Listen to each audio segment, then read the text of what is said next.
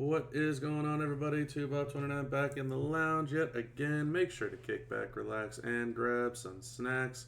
It is time for yet another podcast. It is the Round Table, and we are back with volume number 16. It's actually kind of crazy that this has been, what is this now? 8 months?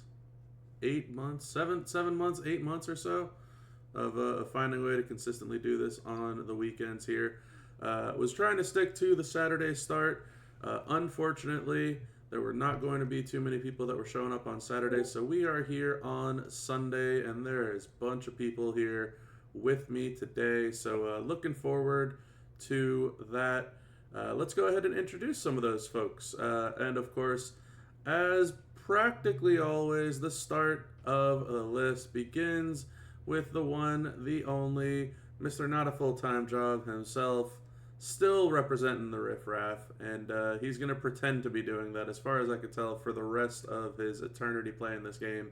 It is Mr. B-Rock Gaming, and he finally has his earpiece working, so what's going on, B-Rock? What's happening, everybody? This is B-Rock, Not a Full-Time Job. I am dropping knowledge today like Shador dropped draft spots. Let's have some fun. Ooh. Wow. Ouch. I don't think that was called for. Shots fired.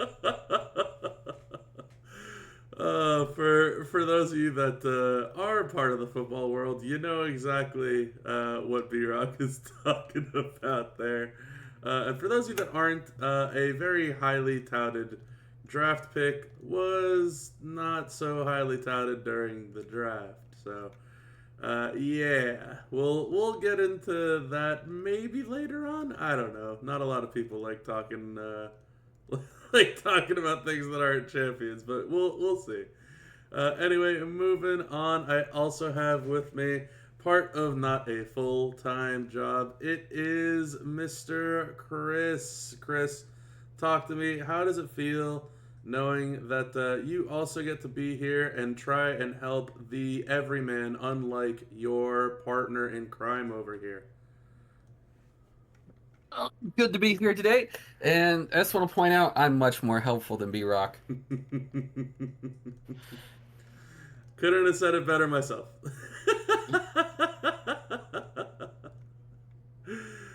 Good to have you, Chris. Also with me today, I have a fantastic addition to the podcast, I think. I really want to get her more involved in a lot of these conversations, and I'm super stoked to have her on today as well. It is Miss Kitsu Shell. Hello, Shell. How is everything going? Good. Kitsu Shell here from the new ministry. Awesome.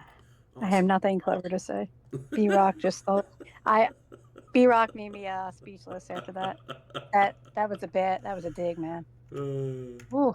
Yeah, that's B-Rock. It was good though. And also joining us today for his first official appearance on the podcast. If you listen in regularly, you may have caught a little cameo from him a while ago, but very, very stoked to have him on his first official podcast today. I know he will probably be in and out at certain times because he's got a busy Sunday ahead of him, but I'm stoked to have him here with us. It is Mr. Claydo. Clay, hello. Welcome on What's in. going on, Bob? Part of Ministry New The, and wanted to say for anyone that is trying to ever get up to TNM, Bob asked me for feet picks for Voyeur of the Week about 6 months ago. I joined the list of waiting, and I've learned more that the higher up you go, the quicker you move up the list. So just send Bob those DMs whenever you want, and you can get into TNM pretty quickly. The more skin, the better. This is all completely false. And I'm not a fan of who is immediately following you on the intros right now because this is not going to go well. But none of this is true. But it's good to have you here, Clay. And of course, Mr. Last but not least himself, definitely still, always has been, always will be part of the heart and soul of why I brought this podcast back. It is Mr. Southside Envy. Envy, talk to me. Good morning. Happy Sunday to you. How is it going? Happy Sunday, Southside Envy from the new ministry, and this week's Warrior of the Week is B-Rock Jr. Gaming, because he's the all-time Warrior of the Century, because he was going to fill in and tell y'all who Warrior of the Week is, but none of y'all actually submitted any entries. Come on, Warriors, come out and play. So, instead, I want to give a shout-out to my guy who made a return and possibly made an exit, the Kingmaker Davey D, who actually brought me back into this game, and got me hooked on to all these content creators. He was the original. He brought entertainment to my life and possibly many of yours, and just want to give him a big shout out. And second shout out goes out to Slim Numbers for dropping my content in his stream and letting people know that Top Lane Gender Movement is out here and in full effect. We got over 100 views, 14 subscribers. If you don't know about Top Lane Gender, come check out the channel, Southside Envy Gaming. I love the little plug there at the end. That was great. So huge shout out to Slim Numbers. For those of you that don't know, Slim is starting some content of his own, so super thrilled to actually be able to witness some of that. I think that's fantastic. Always on board for bringing in new players into the fold in terms of making some content, so that's really, really cool. Super stoked and thrilled to see somebody else on board with that. And yeah, I mean, just a massive shout out to Davey D. He's I think the real definition of a real winner. He's someone that is just so creative and so tippy top notch. And it's no offense to this game or anything like that, but I just don't feel like he could have thrived in this game as much as he just can out in the world. I just feel like he is legitimately so much bigger and better than anything this game has to offer, and probably than anything or anyone has to offer him. He's been a wonderful faction mate for so many years. He's been a huge, I guess, maybe not hands-on mentor, but mentor to me in terms of trying to become a content creator and things that I wish I could do and want to do. So massive shout out to Davey D as well. But anyway, enough of our intros and enough of me rambling on. We're going to hop right on into it. We are still in our Mania MLC. It is the Viva La Mania contest that we have going on. We are currently in the WrestleMania Fallout week, and we have behind us the countdown to WrestleMania week. So we're going to be talking about all of the things that have happened during that time. Obviously, some things we might miss because there is a decent amount of content that is always going on in this game. But I am very curious. The two things I have here that are kind of the main talking points of the MLC structure as a whole. Curious what everyone's thinking about the change to weekly contests and weekly content, as well as the weekly prize walls that we have. And something that took place for week 2 or week 3, I'm forgetting now, the Hall of Fame Triple H revamp. I believe it was week 3. Because we didn't have an Eddie showdown, we instead had the Hall of Fame Triple H showdown. They made some changes to that to try and make it better and more enjoyable for everybody. And then on top of that, the 1-day or 2-day tour that's supposed to be for the Revamp character was now, instead of Eddie, turned into Hall of Fame Triple H. So curious on everyone's outlook on the structure changes. And we can also add in too the Armory loot, because that's part of the MLC kind of structure too. Now that we're close to about 3 weeks in, definitely curious to hear what people might think about the Armory loot now compared to what it was going to look like about a week in. So lots to talk about in terms of the structure as a whole, the weekly instead of the monthly, the Armory loot, the Hall of Fame Triple H stuff. Whoever wants to take it away, by all means, feel free to do so. I'm very curious to hear what people's thoughts are on our current month structure. I don't want to say new like it's going to keep on happening, but on our current structure. I guess I'll go first, but I actually really like the month structure they've done, specifically the weekly prize walls. I actually like those a lot more than I did the monthly prize walls. I feel like we're getting more of it, and especially if I know it costs $100, but if you bought the Pro Starter Pack and you get the 50% discounted prize wall, you also get access to a few more items. Yep. And that's honestly been really great for this month. The Armory loots, I've seen a lot of people get some great things out of these Armory loots. I have no such luck. I have gotten nothing from these other than heartbreak when B-Rock posts great ones and convinces me to do them, and then I get jack. But The lies, the lies. it is not a lie. You posted in the faction chat what you got. I tried, and I got nothing. B-Rock But overall, just out I here taking everybody's actually joy. go back to the Triple H Hall of Fame. It was perfectly fine. It was a decent rework. Makes him a little bit more viable. I'm still not gonna, use him as like one of my mains or anything like that, but it does make him more viable in today's game. I thought it was a pretty good revamp. Definitely much better than Eddie's. Yeah, that one's still a sore spot for me. Eddie's just not good. there's just no nice way to say it. Eddie's just not good. All right, B-Rock, why don't you go ahead and stand up for yourself, Mr. Lies? Well, all I can say is, I did a moment's loot. I got a little lucky.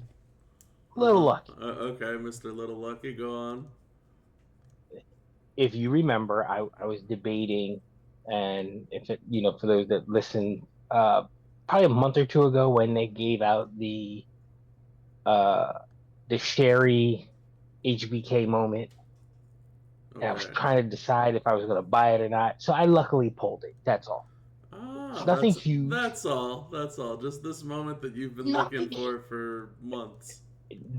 Nothing huge. Okay. Nothing huge. Okay, yeah. His roster's bigger than mine. That's all I'm saying. His roster's bigger than mine. Our rosters are the same size. We went over this last time. It's the same size. His is bigger than mine Whoa, argument, huh? whoa. It's it's genetics. It's Okay. genetics. Guys, Wrong time and place. We're talking about champions here, okay? So, I will say, Gopley got it right with the week prize wall. Okay. I think that is a big plus right now. So it gives the players a little bit more control. They took it away with the RNG for the Armory loots, but now they added it back with prize walls. So it's even things out. So I think that's very, very good. The Triple H Hall of Fame, if you, just for the fact of who he is, should have been bigger.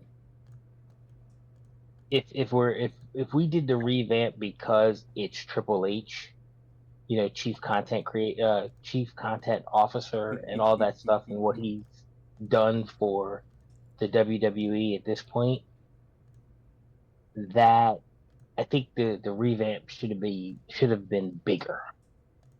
I think you wanted to make him, again, because of who he is. If you revamped him, he should have then become the best Triple H in the game, which he's not. but then again, you then gave him away for free, so I kind of get it. But initially, I thought he should have been like a top tier powerhouse because he's Hall of Fame Triple H. I mean, that's la- tough though, man. There's some pretty decent Triple H's in the game, though. Yeah, but for you to pick him to revamp during this time, it kind of would have made sense just to be like, okay, this is what we're gonna do for this card poster character. So that was just my feeling at the time. But then they gave him away for free, so now I understand that you couldn't do that. You can't give away a great card for free, pretty much, unless it's Austin 316. So, speaking on that, he's got 2 more moments. Yeah, he does. He is the ultimate Voltron. He is they're just what's the female version? He's Goat Becky. Like he's gonna have like 10 moments, and eventually he's just gonna be unstoppable. Just my opinion. I mean, he already is unstoppable. Are you kidding me? Oh, it's gonna get better. It's good. He's going to last the test of time. What no matter what meta it is, no matter what's gonna happen, he's going to be the guy. I mean, he's fantastic. I wish I was able to feud yesterday and kind of showcase them yesterday on the podcast playback for those on YouTube. But yeah, I hit a boiling point with him now, and hopefully I could kind of elaborate on some folks who are asking what they need for him and whatnot. I definitely have every single bell and whistle for him, and I decided to just take off the yellow rumble plate because he doesn't need it. So that's been an awesome, fun experience to be like, yeah, Austin doesn't need this. So that's been fun. And last but not least, I want to shout out to the new powerhouse Eddie Guerrero that we will be getting this month. No. I'm talking it into existence because we got to get something because the revamped Eddie is due.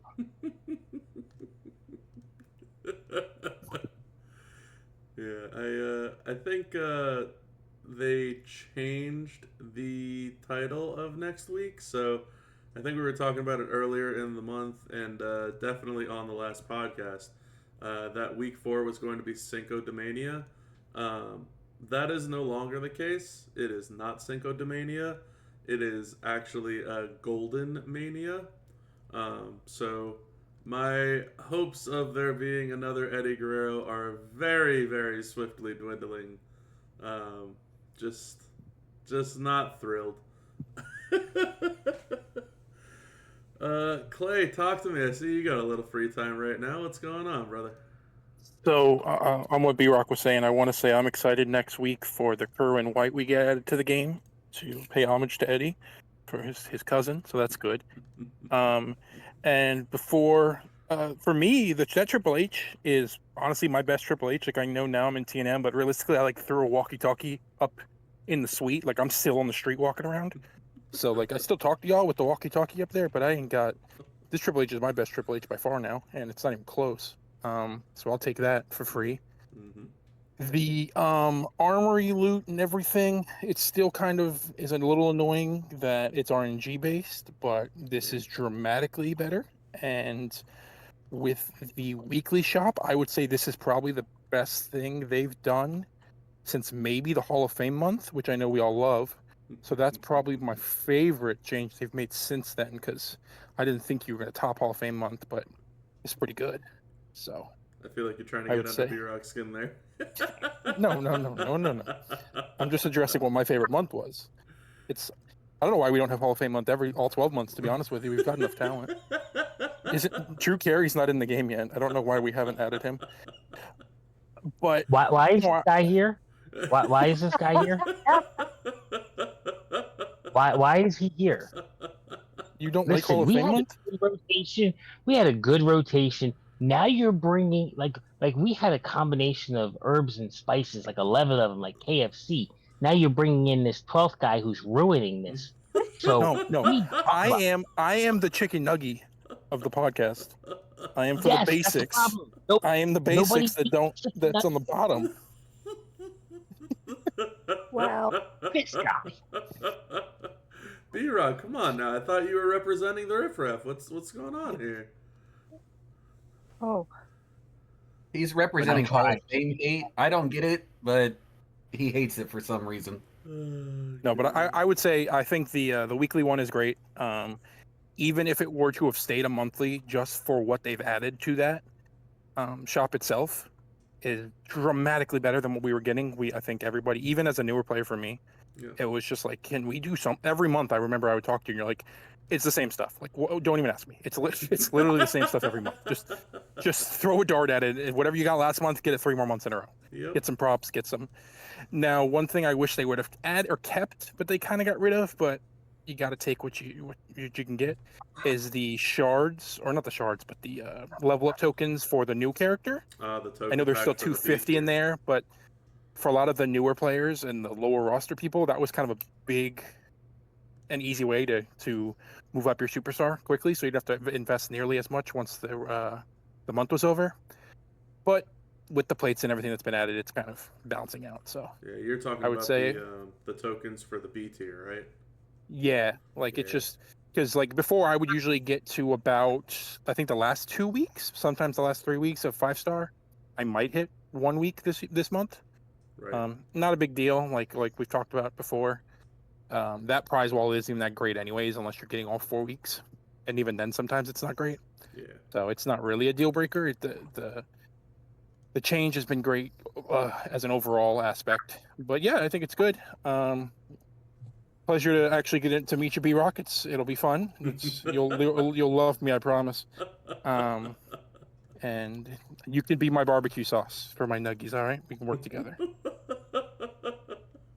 All right, let me get in here. Shell. Yeah, Shell, how to follow up that? you talk to me about your thoughts on this MLC before this herbs Right. and spices and chicken nuggets debate pops off. Shell, sweetie, just put him in his place. He doesn't know about our relationship, so just he's Yeah. wild. Yeah, I've noticed. Oh, So God. I will join in everyone else and say that I'm loving the weekly prize wall. I think it's great. I think there's definitely some great additions.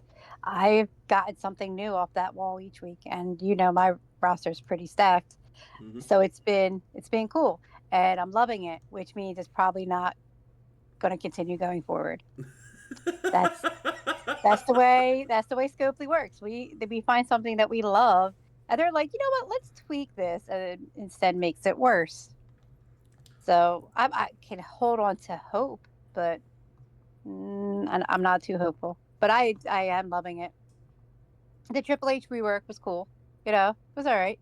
I do like. I don't think anybody else has mentioned it, but the showdown for him was easy.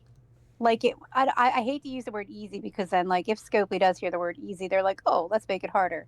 No, it was pretty cool. Like it was pretty chill and relaxed and attainable to max. Yeah. So I enjoyed that part. Like I was like, oh, cool. It was a little tough before they got rid of the Hall of Fame Triple H requirement because it was once they did, you have to tag out to get your like blue gems and leech gems. Like it was a bunch of gems that like Triple H himself did not make, and it was like, how do you want me to do this? But yeah, once they swapped that out, yeah, it was an enjoyable showdown. That's for sure. It's for the Armory loots.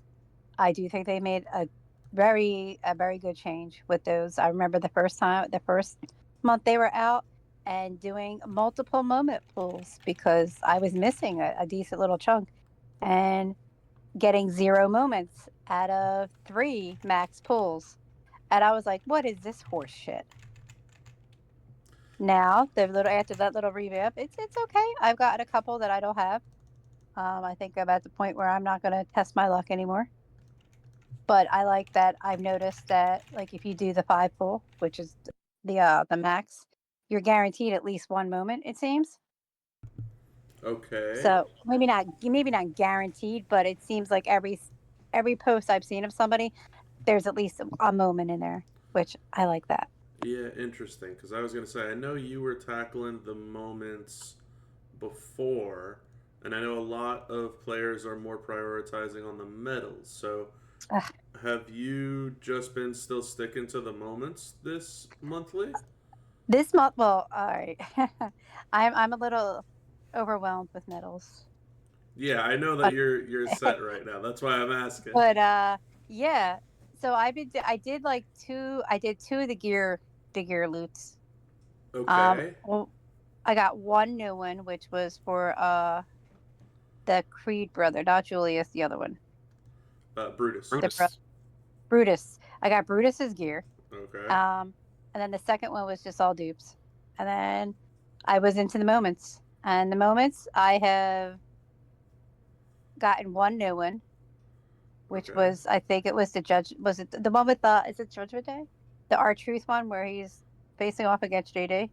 Yeah, R-Truth leaves the Judgment Day, something like that. Yeah, so I got that one was new, and then the rest have all been dupes, but I've at least been getting a moment, which I find that to be definitely a plus. Even if I have it, that means somebody else might not have it if they're doing this pull and they're,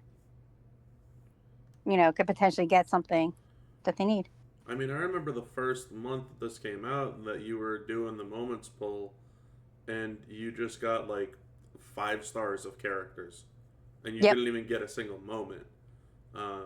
So it seems like that's kind of shifted and changed now.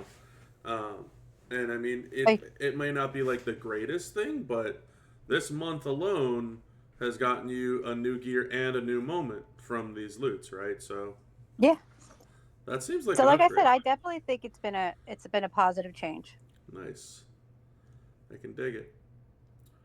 Envy, any final thoughts on these things before I chime in myself? I got all the thoughts. So, this month started off, and like I said before last podcast, I was oblivious to the fact that you pay $100 and you get these extra prizes off the prize wall. So they suckered me on that first 100, and once you sucker me in on the first 100, then you really want to get like all the prizes off the discount prize wall. So this game been in my pocket ever since.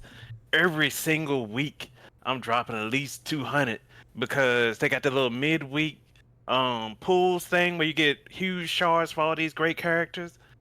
I got me a new Seth. I got me a new Seth for me, but Seth Freaking that I was almost gonna get off the club store. I got some other guy that I've already forgotten, and I got something else. I mean, I've got like 3-4 characters that I don't even remember who I got, except for the stuff that I just got. I'm closer to the original Tail Clapper.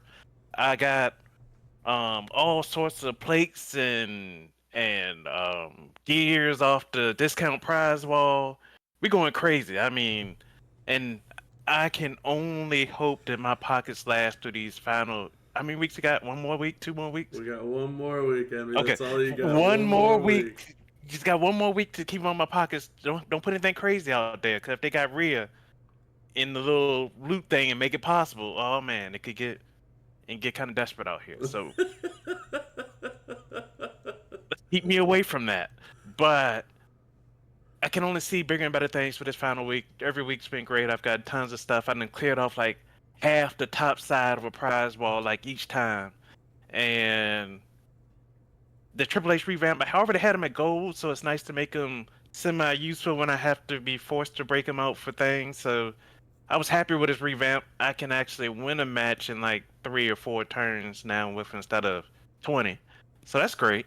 And the Armory loot. So the Armory loot's been trash for me. I did get the Brutus gear though, so just know, just like gender, I'm gonna have Brutus out in these streets. 'Cause I got a affiliation fuse strap for Powerhouse. I used to like him using them anyway, cause he's just telling you he can't be hit.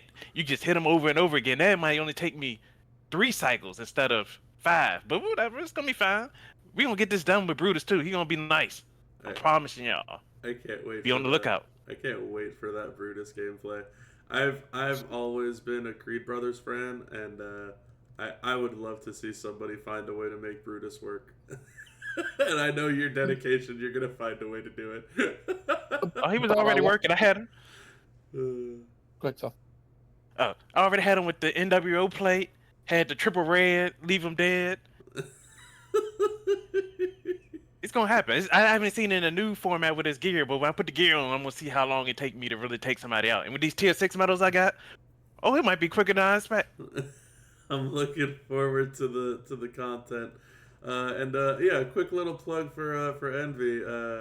He's working on his own channel over there, so make sure to stop on by and show him some love and drop a couple of views on that gender gameplay. Might be some Brutus Creed gameplay coming to you very soon. Who knows? All right, Clay, talk to me. I just wanted to add, I don't tend to give Scopely its props when they do something right, so I figured I would.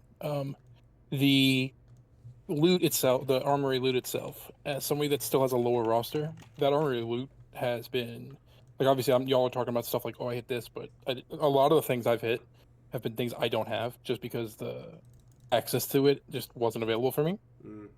So as a quote-unquote newer player, I would say it's a fantastic addition. I think some of the aspects of getting the coins, you need some CSS, obviously, so that could be kind of problematic. But even minimal pulls, I've still gotten like 2 max or 3 max of the loots I'm pulling per time. So it's definitely benefiting my roster dramatically from where I was. So yeah, I think that's a big plus for them. I wish there was more ways to get tokens for people that didn't necessarily have the CSSs, but I know you've got to kind of gate it off a little bit. Like, it can't just be everybody get 100 pulls of Armory loot. So I think that's a plus for newer players. Yeah, to me, it's been an interesting change up on the month, right? For me, I like this month tremendously. So I really like the changes that we have seen so far. Huge fan of the weekly prize wall. I've made my videos on week 1, week 2. I will have to make a video on week 3 here shortly. I mean, week 2 was good for me as well. Walked away with a new gear that I was not expecting to get. It was a loot exclusive Hall of Fame Goldberg gear for the gold one. And walked away with that pretty effortlessly. The amount of coins and TP and straps that I got that week was tremendous. I had never got a Hall of Fame Showboat move damage strap. Just didn't have one. I think like the best one that I had was something like, I don't know, man, a 20%er for legendary type of thing. And I managed to get a huge one for ultimate now. So that was pretty awesome. That was pretty impressive. And then Hall of Fame Striker, I only had like a 50% gem damage or a 60% gem damage, something like that. And managed to get like I think it was 100 or 130, something like that. It's on the video. But was thrilled, like absolutely thrilled to be able to get these straps that I just haven't seen. And like Hall of Fame month is only in January. And so like I didn't want to necessarily have to wait around for January to get another strap. That was just not like on my hit list. So really thrilled to be able to kind of get a set of new straps there. Thrilled to be able to get a gear. Week 1 was fantastic as well. Like it was really, really impressive. For me, that is. So I kind of love this new set of prize wall. I think it's absolutely fantastic. Again, maybe I'm alone here. I don't think that I am. But I really liked the new prize walls. Outside of that, the month as a whole, the structure as a whole, for the weekly contests has been awesome. I like the idea that I don't have to be on every single day at reset, grinding out 3 hours of gameplay and content and all this other type of stuff. Like, I get to just do my content whenever I feel like I need to. And not like content as a content creator, content as a player. Like, I get to just say, okay, well, I can't do anything right now, it's Monday. Can't do anything right now, it's Tuesday. Well, it's Wednesday, so I finally have some time that I can spare like 2 hours. Great, I can get all my stuff done. I don't feel like there's an urgency or a need to get every single thing done immediately. And so that's a nice change for me personally. And then the Armory loot has been insane. Legitimately, the Armory loot has been a fantastic pick-me-up in my book. I think the guaranteed sides of it has been a huge, huge win compared to what we had last month, which was nothing's guaranteed. So really thrilled that there's a way to get guaranteed medals, like guaranteed tier 6 medals. So that's been a huge pick-me-up for me, for my gameplay. I've gotten medal sets of all 3 now. So I finally have the armor set, the takedown set, the fury set. Like, it took a while to get there, but I got it. And so I'm thrilled with that. I'm looking at like the kind of what Shell was doing, right? With the gears and the moments. For me, I don't necessarily feel like the moments loot is a good loot because I always chase the majority of moments. So I don't really need a lot of the moments that are in there. I feel like that would be a big waste for me to try and go after. The gears, on the other hand, there's a lot of gears, like a lot of them. And it sounds stupid too, but like, I want that Brutus Creed gear too. I really want to be able to mess around with Sieg if I can make him work.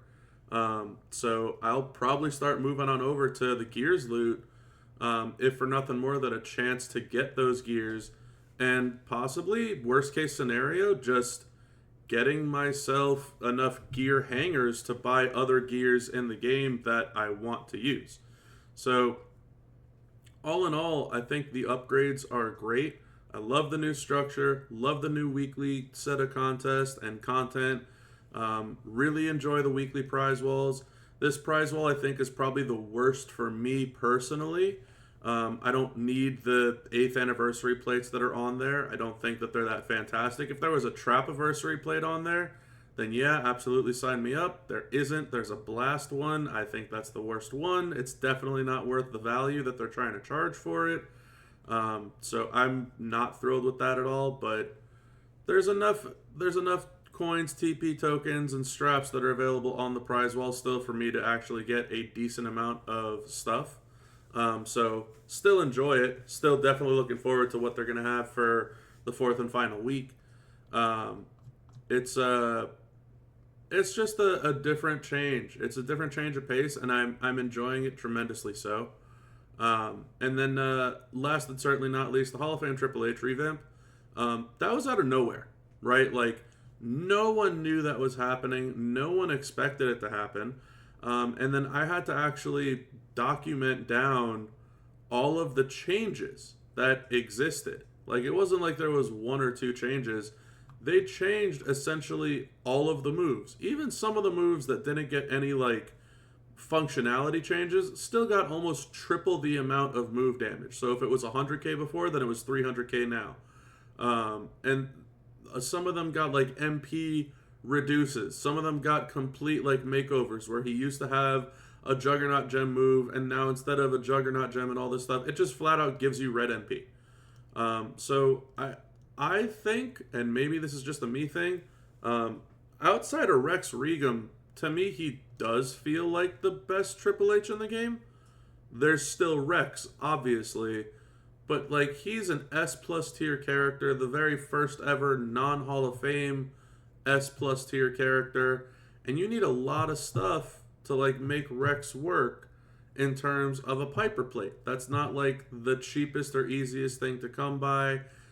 Tech Charlotte Flair is still a S tier 3K shard recruit. Like, he needs some things to make him there. Hall of Fame Triple H being a free giveaway character because people didn't have him is awesome. His coach is still fine, or his trainer, I forget what it is. I think it's a trainer for reduction and submissions.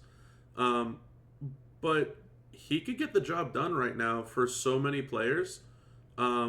His submission, I think, is one of the strongest in the game right now, especially with a built-in gear and a moment for it. So, like, I love the update. I think, like a lot of people were saying, am I going to go out of my way to purposely use him? No. But can I see myself using him when there's a Triple H requirement? Absolutely.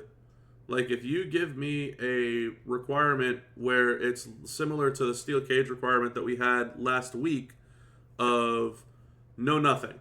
No trainers, no coaches, no straps, no medals, no gears, no moment, like no nothing. Just only perks. I could 1000% see myself using Hall of Fame Triple H over Rex Regum. And every other Triple H for that matter. So, like, I'm not mad at it whatsoever. It was uncalled for, and it was just a nice little, like, oh, we all happened upon this in our lap. And if we didn't even have them already, it's like, oh, well, by the way, here you go. so I thought it was great. Love the Hall of Fame Triple H revamp. Love the Mania MLC structure.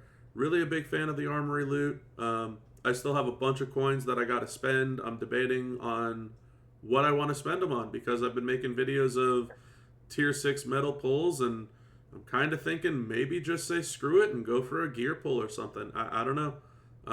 But it's been a good month altogether. Very rewarding month, to put it kindly. B-Rack, I saw you hopped off mute. What's up? The bromance is over.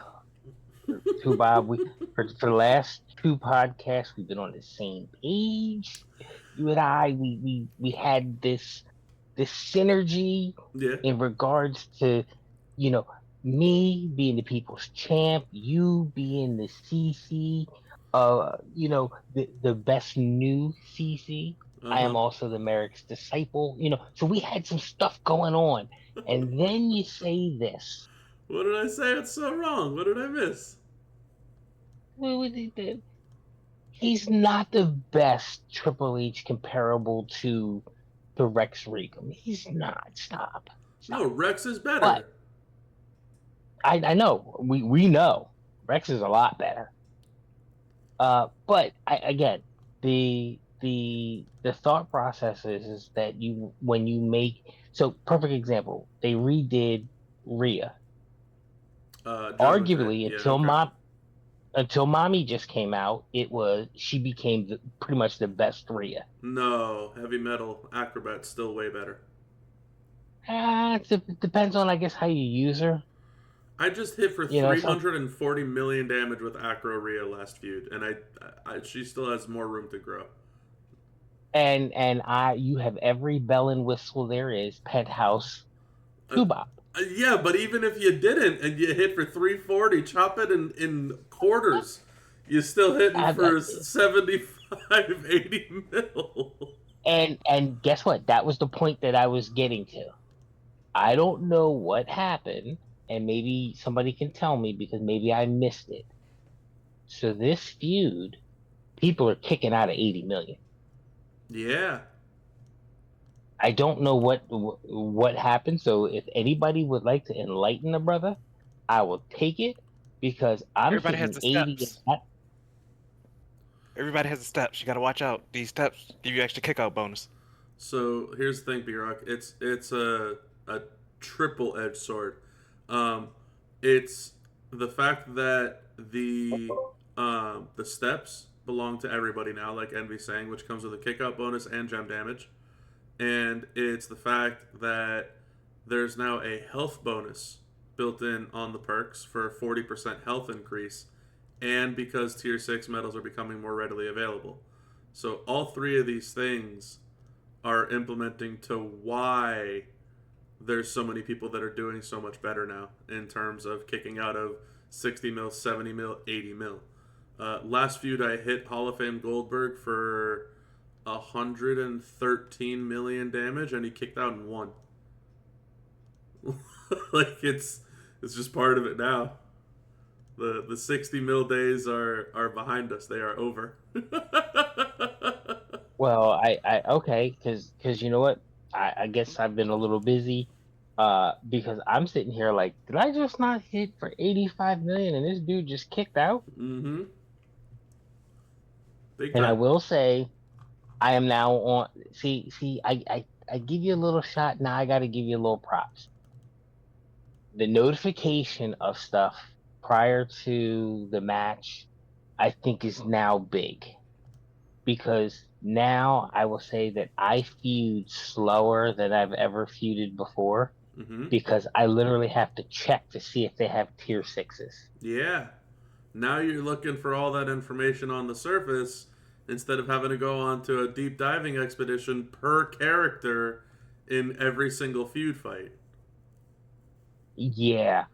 Unfortunately, I'm not gonna say unfortunately. I'm just gonna say my feuds now have taken me out of my normal. You know how when you feud, they match you based upon your faction rank, and we're normally around some stuff. I'm now feuding above the norm, so now I'm getting people who have loaded up tier 6s, Mm-hmm. and I'm like, oh, okay, this is not as fast as it used to be. Yep. That's kind of where we're at. Yeah. That's look, I'll be very happy to get more into that subject as we talk about the flash feuds that we got going on this weekend. But Chris, I also saw you unmuted. Comments, talk to me. Well, I just want to end, like, I've definitely noticed a difference in feud. Like, you got to hit, like 100 million now if you run into someone with tier 6s or you're not turn oneing them. Yeah. It's a pretty big change that people have to get used to at this point. Because I think even without the steps, like, there's still been an increase just because of the tier 6 medals. Yeah, there's So a we lot. definitely are seeing a change in the game based off of just these tier 6 medals alone. Then you add the steps on top of that. Turn oneing is, I guess, I haven't had too many issues with it just based off of my roster. I have a lot of people that hit really hard, but overall, there's definitely been a big difference this feud. Yeah, the feud stuff, it's intense for sure. And yeah, like I was saying, we'll get more into that as we go on. But I guess any final thoughts on our MLC structure or the Armory or any of that jazz before we move on? All right, let's go ahead with some low-hanging fruit here.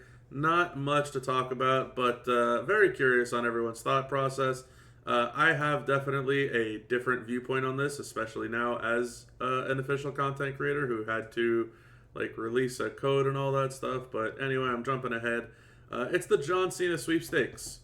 There was a sweepstakes, a giveaway from the developers for the one and only John Cena, and it's not just the one and only.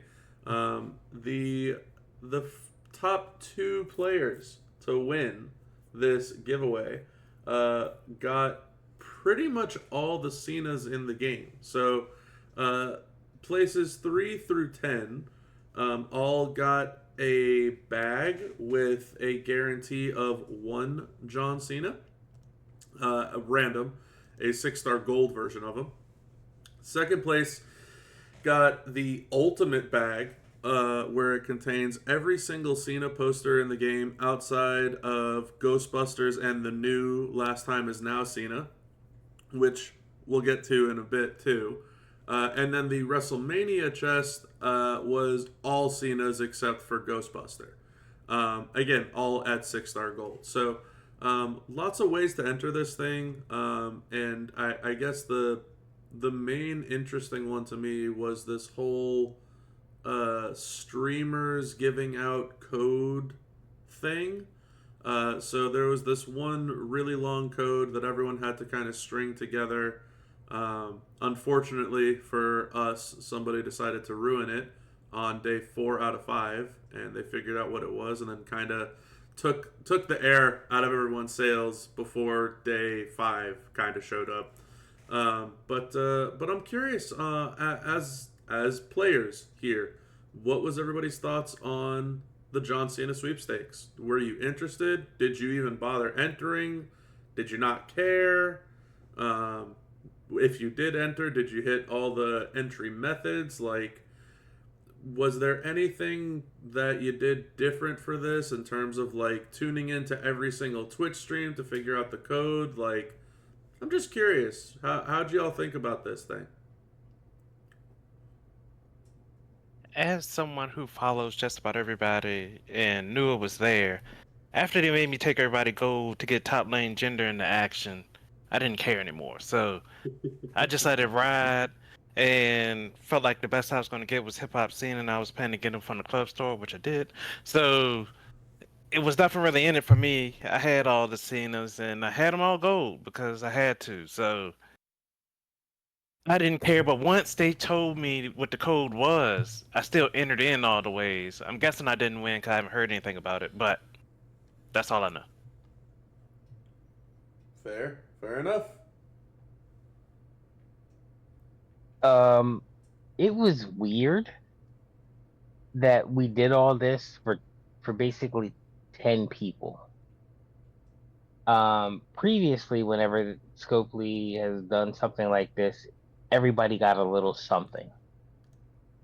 I think that's where a lot of disconnect came, because you're basically entering a raffle.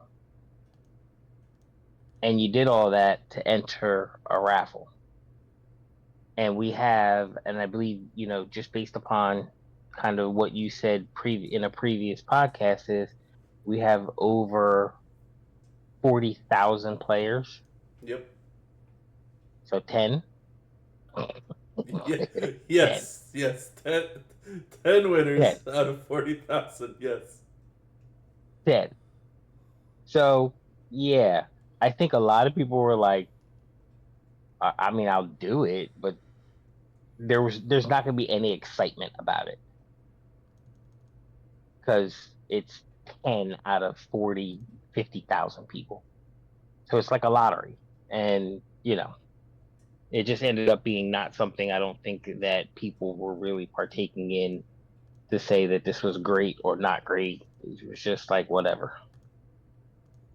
So it felt like a lottery, like you mentioned, but with a lot of effort to enter it. Exactly. So would this have been better if you could just enter without having to put all the effort in? Like, what are we looking to change here? I mean, if you're going to do it for 10 people, if you're just going to say, hey, it's going to be a 10 people thing, then, hey, sign up for this, watch this, and then let it be. Don't drag it out a week.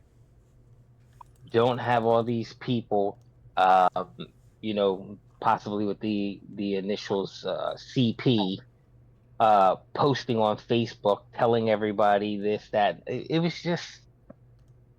was a lot of hoopla for nothing. Okay. All right, fair. I want to say it feels like it was a lot of work for nothing. Like, okay, yeah, it was just like, okay, so you're going to watch all 5 streams, all you people, for 10 people to win a prize. Like you said before, like I listen, I don't pay attention to things carefully enough sometimes. Okay, a lot of times. So when they're first listening to I think it was the Monday night one. I think it was you and Professor were talking about it. I was like, Yes. oh, there's a code coming out. So I'm at work. I'm not paying attention really. And I'm hearing, okay, cool, there's a code. You watch everybody all week. You get a code, you enter a code, you get something. I'm like, oh, when the time came, I'm like, oh, so wait, this code is just to go in here and enter the raffle. That's kind of pointless. But also happen to be in the same boat as Envy. that I really didn't need the Cenas. The only one I'm missing is the hip hop, and what are the chances? Even if I could, even if I was guaranteed a chance to win that, I don't think I would have, because there's probably so many other people who could benefit from multiple Cenas. I would probably let my altruism win that one. That's fair. Okay, so But, not yeah, thrilled with it either. Yeah, it just like B-Rock said, it just seemed like a lot of work for very, very little to nothing. For most people, Yeah, minus the 10. The 10 were very lucky. that's fair. Clay, any comments on our super sweepstakes giveaway over here? I guess Clay had to step aside for a moment. All right, Chris, talk to me. What's your thoughts on the sweepstakes thing? Oh, and Chris is away too. Look, these people were so thrilled with the sweepstakes, they couldn't wait to give their feedback here. Well, listen, like I was saying, I will say very, very openly, I feel like this was a lot of work from a lot of people involved. I feel like this was a lot of work in terms of all the players that had to go above and beyond to finding ways to get these entries, which, to a lot of people's points, I think B-Rock kind of hit the nail on the head. 10 people. 10 people win. That's it. It was a lot of effort that players needed to go through. And then the flip side of that, right? I try to look at things, especially nowadays, from both sides of the coin. And I think to myself, how much effort did Scopely actually put into this? Because to me, this isn't like something they just decide on a whim, like, oh yeah, here you go, here's a giveaway. Like, no, they needed to set up so much stuff. They forget the fact that, like, yeah, they needed to make these items, these bags, these boxes, whatever, for the 10 people that are going to win this giveaway, which that's already like a whole coding, mishap waiting to happen type of thing. You take that out of it, which, sure, it could definitely, like, be annoying, but when you actually look at all of the ways to enter, this isn't something that they just decide, like, on a whim. Like, you have to enter via Twitch. You have to follow on Twitch. You have to follow on X. You have to answer some type of, like, trivia question. And then you need to actually visit Twitch every single day for a week. And then on top of that, it's like they have to speak to all of us as content creators. Like, we don't just magically know everything, right? They have to communicate with us. And so the idea that after they set up all these ways to enter, and it's like, okay, now that we set up all these ways to enter, now we have to bank on our content creators being available, being able to run the streams, being able to have this code, finding a way to, like, get all this information out and disseminate it amongst everyone who's even showing up. And there's not even like a fraction of the 40,000 players that show up to our streams, right? You're lucky if you even get 100 people on stream out of 40,000 players. 1% is 400. We're lucky if we get a quarter of the percentage of the player base to even show up. And so, like, the amount of effort that Scopely also went through is just wild to me for this type of giveaway or sweepstakes, whatever it's called. So I don't know, man. It was odd to me. I'm happy, right, that some people are winning stuff, and that's super cool. And I'm hopeful that somebody out there, gets these Cenas and can really use them, and it hopefully gives them a bump on their roster instead of like what Shell was saying, where it's like, oh yeah, I want it because of the one Cena that I'm missing type of thing. I'm hopeful that that's not the case for for people, but it just felt like an odd experience. It felt like a miss for me, at least this time around. I guess one final double check on Clay or Chris if they've returned. Comments on our sweepstakes here. I'll be honest, I didn't care in the slightest. It didn't do anything for me. I didn't pay attention to it. I just didn't care. Yeah, that's kind of what I figured. I'm just being honest. Oh yeah, one thing you reminded me of is we were also getting these guys that go for free through the contest. So it's not like they were guaranteeing you the good Cenas. They were just guaranteeing you a Cena for the runner-ups or whoever, the bottom level of the winners. Yeah, it's just one at random, which, I mean, it was kind of cool that they added the promoter in there after I was kind of asking them about it. So for people that didn't have him, like, chance to get him. But yeah, I don't know. Clay, thoughts? I found it a bit weird that to enter I had to put my name, email, social security number, credit card number, but besides that, it was kind of fine. It was when I was entering, I'm like, this seems like a lot of information for just a contest you can only use my username for. This is why do you need all this? But sure. See, now, I appreciate you. I wasn't allowed to enter, so I don't know if you're trolling me right now or if that's an actual. He's trolling you.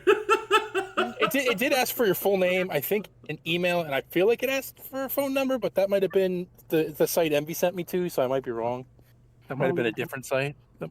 But it was fine. I appreciate you giving us the code on Monday, so that was nice of you.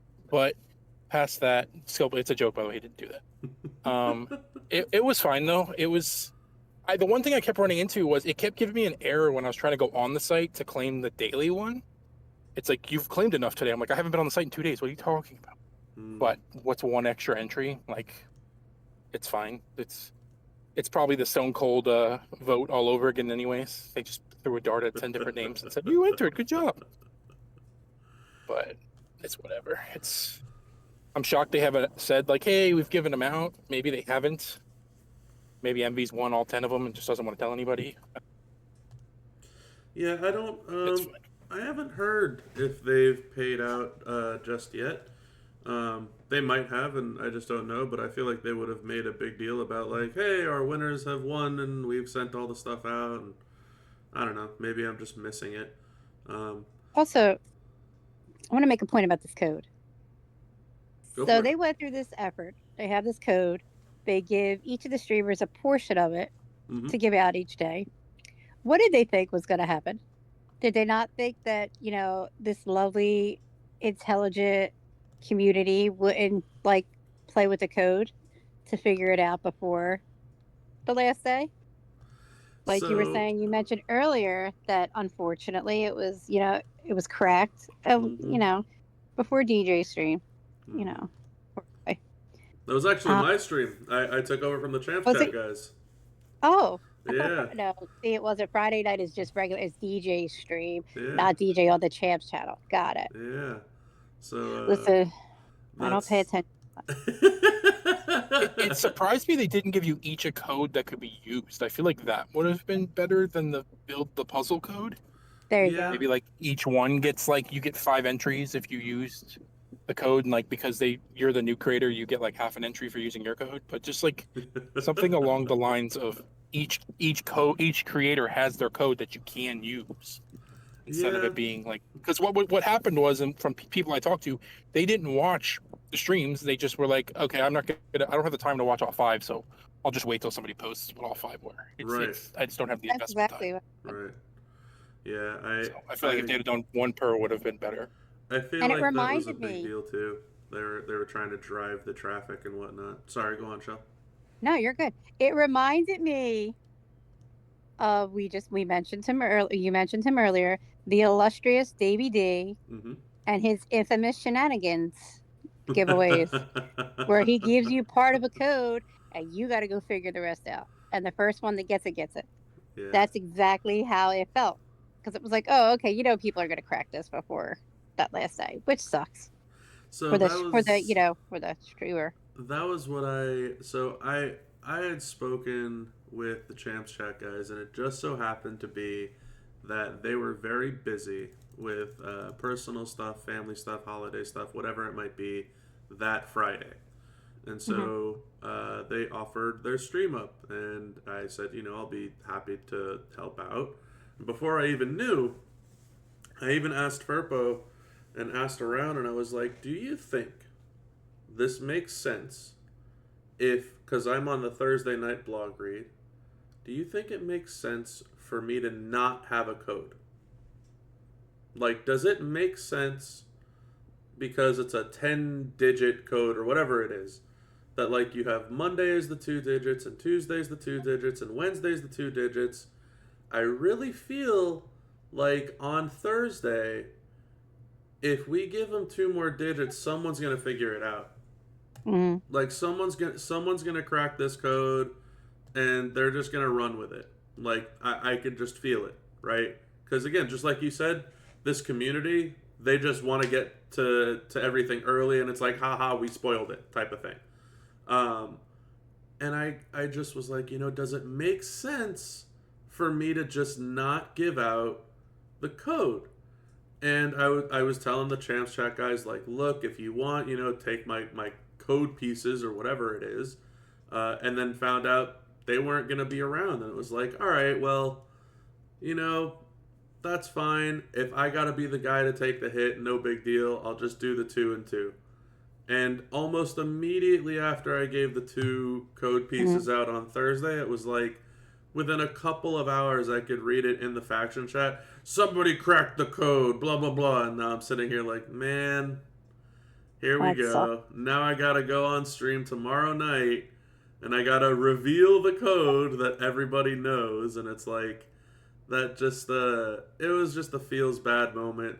It defeats the purpose. Yeah, I was looking at,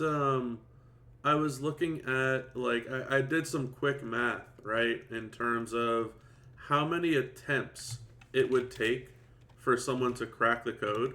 And with the 2 digits being given out on Thursday, and there's only 2 digits left for Friday, it was like less than 700 attempts, which sounds like a lot, but it really isn't for someone that's actually very bored and who's just going to sit around and do nothing. If I even gave out 1 letter or 1 digit, whatever it was on Thursday, and there was 3 digits still for Friday, it goes from just under 700 to over 17,000. And it's like, people aren't going to sit there for 17,000 possible different, results. And when there's... I'm sure there's like some kind of code or something somebody could run it. Yeah, but like, I feel like if they were going to do that, they would have done that on Thursday when there was only 4 digits left. And it's like, the amount of effort someone's got to go through to try and like crack this, this code for an entry at a sweepstakes giveaway type of thing, like the amount of effort it is versus like, whatever, I'm just going to wait 24 hours for the next stream and someone's going to show up and just get me the code pieces. And that was kind of what I was thinking. And yeah, looking back at it now, it's like, well, either they make the code bigger so that we don't get the code cracked, or like what Clay said was pretty spot on. Like, if every day there's a new code that gets used for a new entry, like that would be pretty solid. That could be pretty decent. But yeah, just an odd experience, the whole sweepstakes thing. Also, I want to point out that someone in the chat, Mr. McMenemy, pointed out about, and I noticed this too, the amount of people that were talking, like, would pop into the one Facebook group and I'd be like, where do I put this code? It doesn't work because they're trying to put it in the portal, not in the sweepstakes. The amount of people doing that was incredibly high. Yeah, I saw that in the streams. There are people that are like, I got like before I even revealed the code, I got the code. Where do I put it in? It's not working on the portal. Like, Well, if you thanks, paid man. attention to what you're supposed to be doing. Thanks, bro. All right. Anybody I else guess on this? if you want to do the 2, you could always like not put it in order, and then on the final stream you reveal the last 2 and the order that it goes in. So at least it adds more of a variable aspect to it. Like if they really want to keep this the 10 code broken into 5 streams, like you could do that, I guess. But it just seems odd. Yeah. It was just an interesting little dynamic of the giveaway. But again, I feel like it was so much effort in terms of what the players needed to do to get all these pieces, to get all these entries, what the content creators needed to do to set this whole thing up, to make these videos, what Scopely needed to do to create this, forget the 10-digit code, but like the code for all these bags and the giveaways and linking everything up to like all the ways that you can enter. And it was just, I don't know, man. It just felt like such a massive amount of effort. Mm-hmm. Anybody else on our sweepstakes talks before we move on in the podcast? All right, let's go ahead and talk about the midweek boss that we had right before Showdown kicked off. So there was a midweek boss that went live, and it was kind of awkward, to put it kindly, because the boss itself had an unlimited amount of CSS that you could grind. So that's kind of what I want to focus on here. Forget the fact that there was like some decent characters to use, like the special edition Chain Gang, or Technician Miz, or even William Regal, because there was no skill plates, but it was still strong enough. But I was really caught off guard by the typical setup, and then it was like, yeah, it's okay. CSS are just unlimited grind. And there were some factions that were way up there in terms of the grind. And then it paid out decent. It paid out some tier 6 medals, and I think it was some points or some prize wall in terms of the leaderboard. But I guess because everyone always loves talking about boss, so let's go ahead and get our little boss battle point in here. Anybody's thoughts on boss in general, or thoughts on like hey, here's the list of CSS that we typically have a limit of like 30, 50, 100, but there's just no limit. What's everybody think about the change there? Dumb. Put simply. The problem for me is, and like like y'all had it, so it made it easier for me. But if a faction didn't have like the majority of the bigger hitters, there was essentially no reason to try to even grind for any form of the top leaderboard aspect. Like obviously you're never going to get the top anyways without those, but the top hitters were getting such a point advantage compared to everybody else. To have that everybody be on the limited grind aspect, it just made it like, okay, well, we don't have this guy, so there's not even a point to like trying to like we'll max out the contest and that's where it ends. Like there's no reason to keep pushing past that. Mm-hmm. And also without that, it made it where I actually had to like play a lot because y'all were getting too many points, so don't like that. So I actually had to try, which was not fun. But I don't.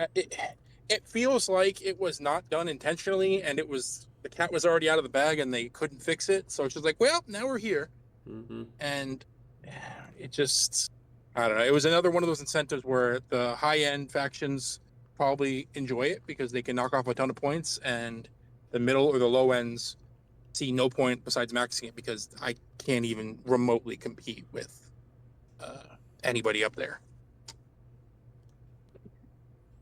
I mean, also you got to stop and think that it's like you have a sorry, my phone was shaking. We were complaining or some people were complaining not that long ago about how Boss is a race, and the first to get everything done, you know, they it's a race. Now this kind of took a little bit besides the skulls and everything, and getting to be the first one to max, or the grind aspect took away the race aspect for the long haul contest. So, and a lot of people still complain about that. And it's like, I feel like Boss is one of those situations where you can't win. Yeah, it's kind of tough, to be honest. I can't come up with a perfect answer how to fix Boss at this point. I just don't Like know. it's something that's never going to make everybody happy. Nah, not at all. I will say the boss itself wasn't too bad. Even like for my roster, it wasn't crazy difficult compared to prior bosses. I feel like I just kangaroo kicked the crap out of it, so which is good. But besides that, it didn't. Compared to other bosses we've faced, especially with the steel cage rules, it didn't feel nearly as punishing to me, even when I was like doing global, as others have in the past. All right. Hmm. B-Rock, I enjoyed the thoughts? boss. Oh, go on, Envy. Talk to me. I enjoyed the boss.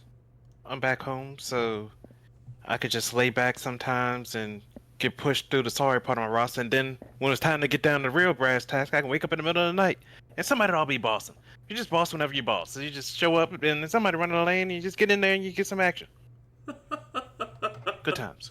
Envy, we're talking about champions. I feel like this is the third time I've had to say this podcast. Oh, no. We're talking about bossing. We bossing right now. Bossing up. Good times. Yeah, I feel like Envy's version of faction boss and his own boss might be a little bit different, but nevertheless. B-Rock, boss stuff. Let me go ahead and set your red carpet up because I know you love to talk about boss. Well, as a mid tier, a higher mid tier faction, it was good for us because a lot of the lower end of the faction was able to get to 400, and some of them had never gotten to 400 before because we had so many people who were able to just carry. So I think that was good.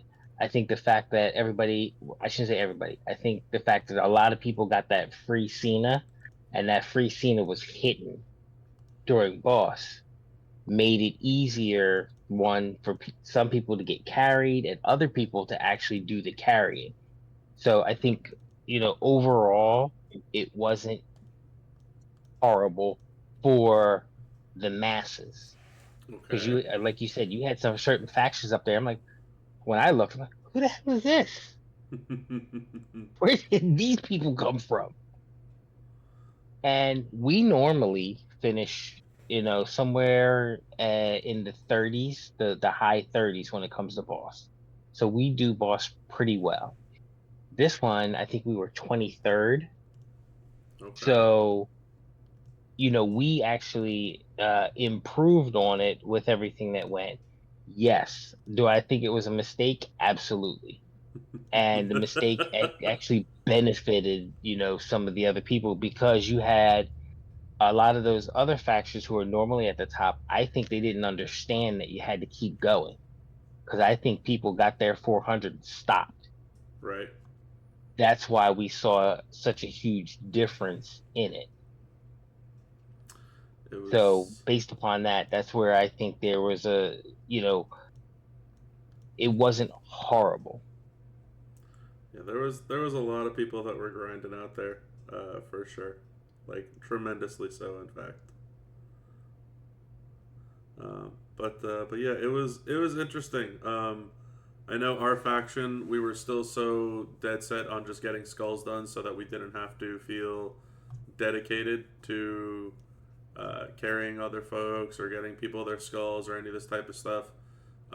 As time was going on, and I think we were in like 28th place or something like that, because so many other factions were like, yeah, we're not gonna get our skulls or whatever it was, and they kind of rolled with the punches, and it's like, all right, no problem, I'm just gonna move on. And people just started grinding and grinding and grinding and grinding, and it was like, okay, they don't care about their skulls right now. They're just gonna take the win that they have, and the win that they have is grinding points out with Cena, and they're going to push for these boards. And then I remember we finally got our 100th person on. It was late compared to most time. And yes, I know there's a big difference in terms of factions who can max and factions who don't max. But when we did, it was like, oh, okay, so everyone's doing this infinite grind thing. That's a thing. That's intended. Okay, got it. And then just put the jets on, and you get to grinding out some crazy, crazy Cena points because the CSS essentially was uncapped. Real awkward. Like, really, really odd feeling. And the thing it's kind of a double-edged sword. The thing I do like about it is the fact that people could grind. I thought that was awesome. I thought that it was a good instance to have the Acro Cena as the grind character, because if people took up all their other Cenas to 6-star gold by that point in time and hit the Blitz, they could essentially have gotten Acro Cena for free, or worst case scenario, $5. And it was like, that's awesome. But there were still people at that point in time who didn't have that Cena. And so what I would have liked to see there is a similar point structure like for CSS for all the characters that were marked as CSS, instead of the climbing structure, so to speak, where it's like, this one's 50k, this one's 75k, this one's 100k, this one's 200k, this one's 400k. Because like what Clay said before, where it was like he didn't have Cena, and so for him it felt like it was just a lost cause, because sure, he has someone that can grind a CSS on 20, like a level 20 or a level 23, but it was just a lost cause because everybody else who even feels like grinding doesn't want to put in more effort to beat a level 20 or a level 23 for less points. Like, why bother setting up, provided you have Cena, why bother setting up a level 20 with 3 other players that have to use a worse character for less points than just using the Cena on a weaker boss for more points? So, like, that's kind of where I didn't like that whole structure and that whole setup. I don't mind that there was the unlimited grind. I think that's awesome. Speaking as, on behalf of probably one of this, and I hate patting myself on the back, but probably one of this game's greatest grinders, it's fun when it's available. I don't have that type of time nowadays, so it is what it is. But if I do and if I want to, right, like, I used to win boss from how much that I would grind back when there was a solo contest of it, and you could essentially get a character for grinding to the top of boss. And same thing with Feuds. So I like the idea that they allow players to play the game. Go figure. That's, not a crazy foreign concept. But I don't like when it feels punishing to the players who want to, and then either they can't or they can, but it's like, okay, now that you can, you have to put in so much additional and extra effort, and you can't keep up. Because, like, if someone else doesn't have Cena, but they do have whoever the level 20 CSS is, it's like, okay, now you got to do 4 times the amount of matches because you're only getting 100k points versus 400k points, and you have to fight a harder boss. Good luck. Not that it's not doable, but good luck. And it's like, that's a real stinky feeling. So, I think like with B-Rock, what you said, that, and I feel that wholeheartedly. It was a goof. They know it was a goof. and it was just easier for them to market off as like, it's Mania, you know, take this as a surprise. Enjoy that you can just unlimited farm CSS. We're not going to bother fixing it. Go have fun. Go at it, type of thing, instead of working everybody's scores back and then putting limits on all the CSS. And it was just a lot of excess effort at that point that I don't think they wanted to go through. I think an easy fix for the future, if they wanted to do it, was you can, if you wanted to unlimit it, obviously it was probably a mistake, so they probably won't do it again. But set maybe a limit for the big hitter, like you said with Cena, maybe 500 matches. I don't know, something where it's you still get rewarded for using it, but you can't just completely bury everyone that doesn't have that character. And then allow it where you can then grind unlimited amounts of time with the lower tiers, like the Shredder Roman was getting double dipping with the 60,000. He was getting 120 at level 10, but I did, from doing the math, I did 300 matches, and I still think I finished like 70th in the faction. And I know some people did, but like a lot of people didn't do that many matches, but because they had seen it, they didn't have to, which is fine. But I think if you want to keep the unlimited aspect, you've got to make it where the heaviest hitter has a limit on how many they can do from the faction, so that it's not just we can never catch them because every one match we do, they're getting 4 times the progress. And just to make it where every faction feels like maybe they've got a chance. Now, obviously, you always have the same few at the top, but it at least gives off the perception of if you really wanted to, you could get up here, like if you really wanted to fight that, but having to climb a 4x is almost impossible if you are missing the character, so it gives you no purpose to even try. Yeah, that's the double-edged sword to me. Is I really wish it was better evened out, but like we're all saying, it definitely feels like it was a whoopsies, you know, enjoy it while it lasts type of experience. Look, I'm hopeful the grind comes back. I always appreciate a good faction grind contest. I like the idea of players being able to actually play the game and earn rewards instead of just kind of stumbling into it. So I would love if the grind made a comeback. I think arguably, I think the best way to do it is you have that list of characters and they all get the same amount of points. That's, I think, the way to kind of tie it out. And sure, like, maybe you have a list of, beat a boss on level 15 with Cena, 400,000 points. Beat a boss with Roman Shredder on 16, 400,000 points. Beat a boss with Oozing Machismo on 17, 400,000 points. Like, something like that, I feel like could open up, what people can use, what people will use, things along those lines.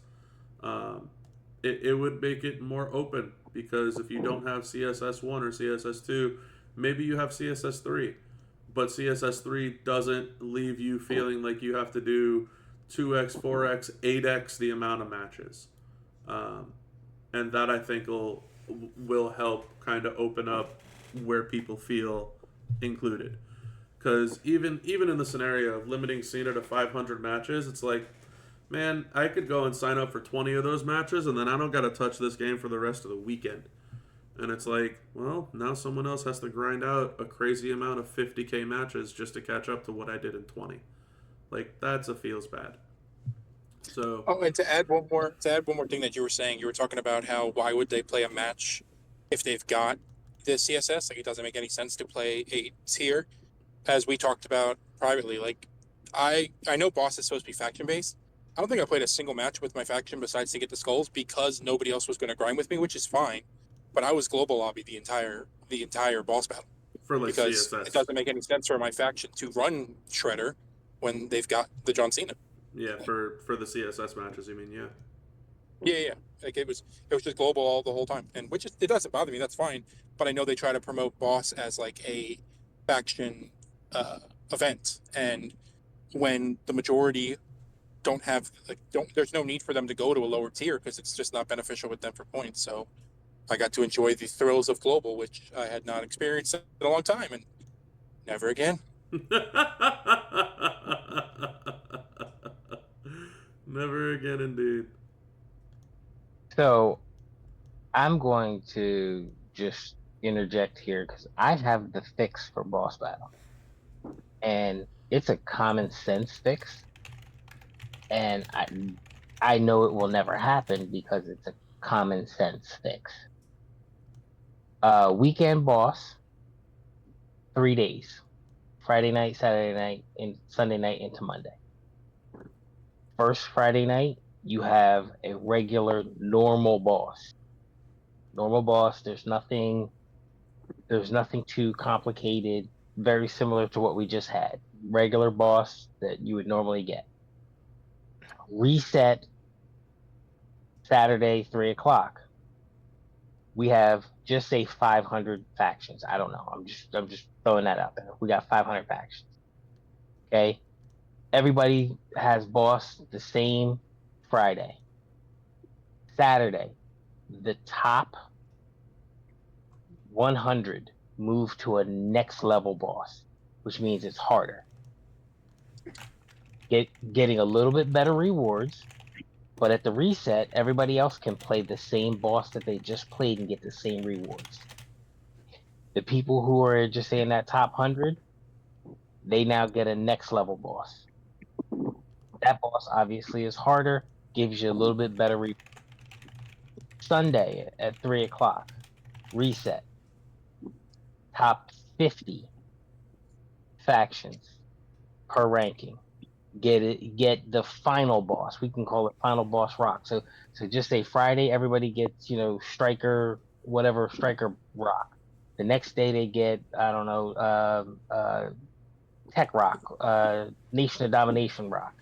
Then on Sunday they get final boss rock. That final boss rock is the hard one that everybody hates because you got to be so strategic. In other words, you get points for, I don't know, like rope breaks and leech gems, and you don't get any points for color gems, something like that is really difficult. And then they have even better prizes for that.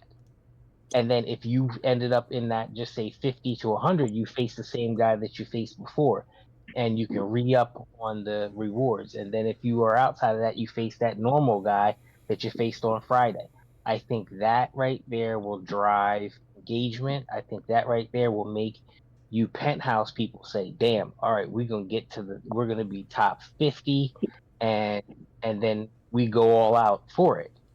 I think that right there just makes sense. You're trying to give And me you do it at reset. You're trying to give me 3 faction bosses, B-Rock?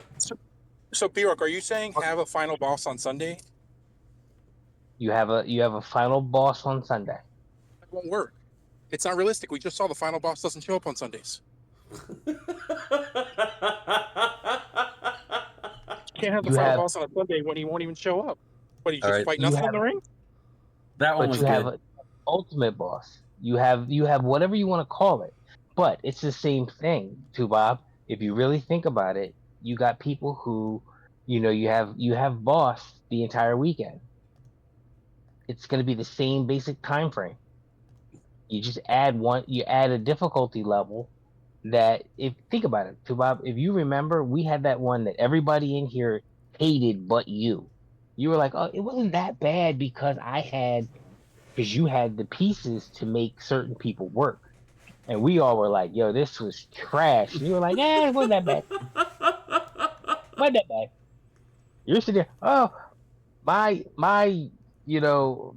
trick goat Becky hit for 130 million, and it was a pretty easy boss, I mean, but you can obviously switch it up, and that right there keeps everybody engaged and nobody really loses out because you get the rewards based on effort. You get the rewards based on your faction. So if just like feud, hey, you don't show up, all right, you're hurting us. Hey, you got to come in, get your, if you can't carry Friday, get your 400, get your 4 matches, get carried whatever it needs to be, but you need to show up to help on Saturday, or you need to help to show up on Sunday, whatever that is. That needs, that right there would be more enticing, I believe. And then, for some people, again, it doesn't, it may not appease everybody, but it'll appease a majority. Because some people say, oh, this boss battle was way too easy. Oh, this boss battle was way too hard. Well, if you don't have the roster to compete, then you may not get the rewards that the top 50 get, but you'll get rewards that are more conducive to your faction. I gotta say, the fact you're trying to sell me on 3 boss battles in a weekend is terrifying. It's not. It's still the same thing. If you think about it, your boss battle's what, 48 hours already? Your boss battle's 28 hours. Your boss battle runs on weekend boss battle. It starts 2 hours post reset on Saturday, and it runs to 6 hours post reset on Sunday. That's it. You're trying to give me a Friday to Saturday boss, a Saturday to Sunday boss, and then a Sunday to Monday boss. Like, no.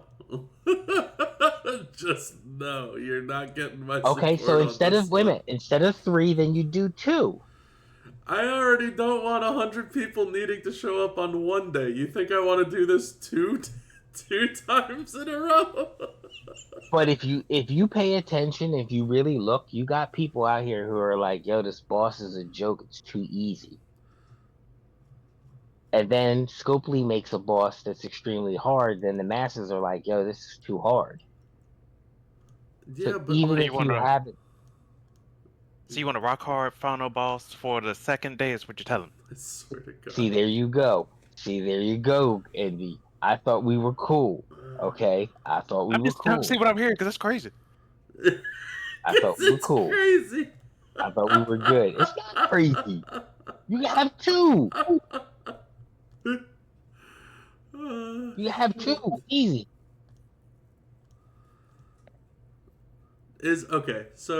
Is anybody here besides B-Rock on the same page as B-Rock? Does anybody else want 2 boss battles?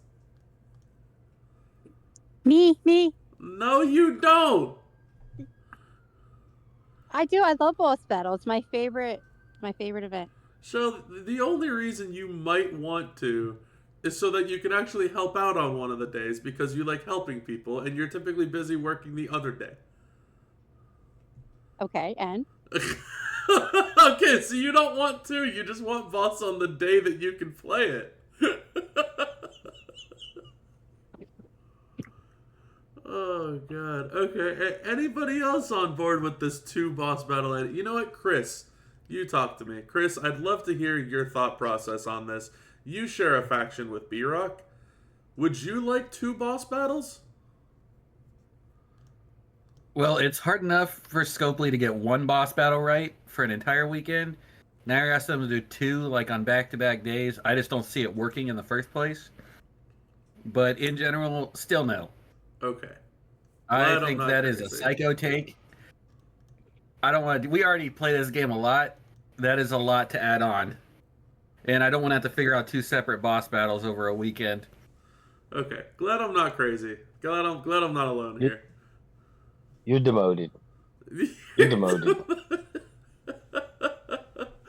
Envy, let me hear your thoughts on this one, Mr. Final Boss, whatever comments are. Is that a rock hard final boss? B-Rock can't demote me. He relies on me too much. So the only reason I would really be against it is because, oh man, people trying to show up the first day and being late, and trying to show up the second day and being late. We might have to get a whole new faction to come back around the second time. It would be terrible. You don't want to get people kicked out for not being on time. That's not what we want. So I say we should stick with 1, and just hope you're not the last person in. Okay, got it. So right now it's... Well, see, wait. Now that's a faction problem because that's how you have your minimum set up. That's got nothing to do with the actual event. So it's speed. It's a race. It's a race every time. But what I'm saying is it doesn't necessarily have to be a race. It could be, you can get a little bit of the grind and the longevity out of it. Because yeah, you could be the first to whatever, but you got to keep going to make sure that you hold your spot. Oh, so it's how long you take the rock hard.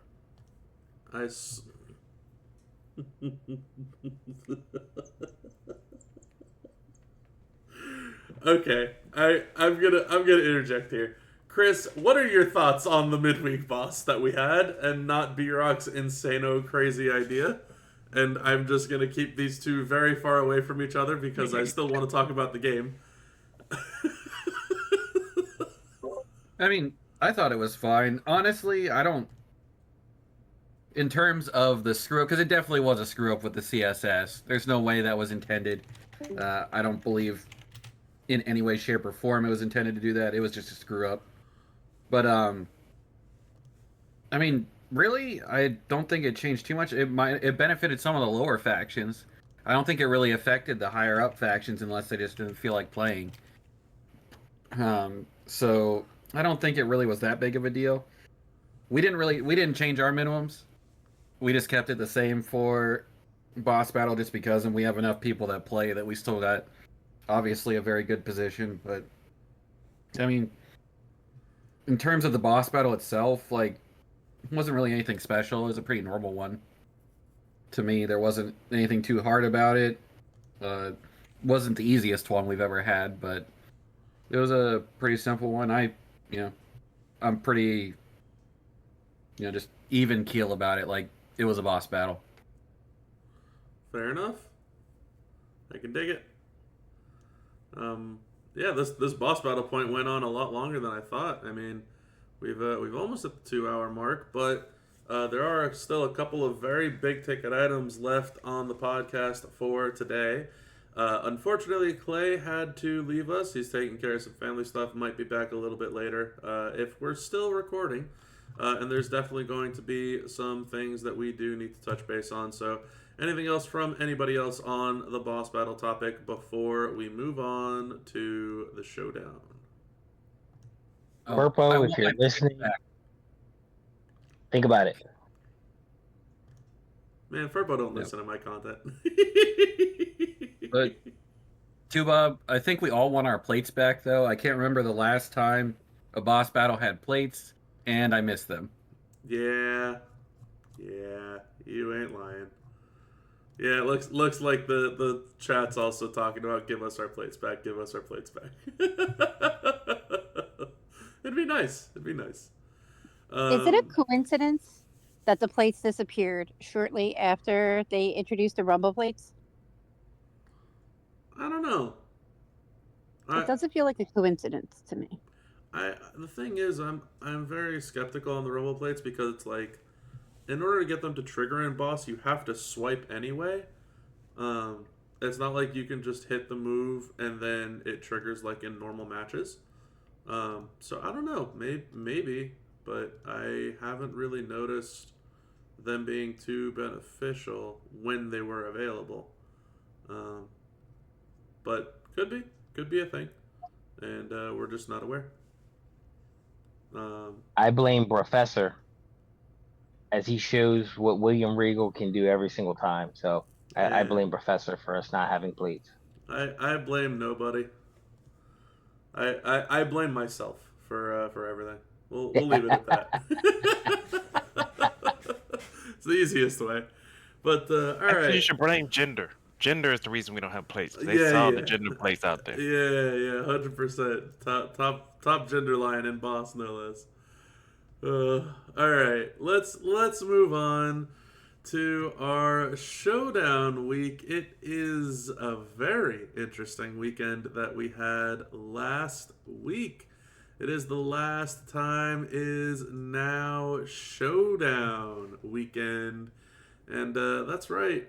The last time is now had a new character release.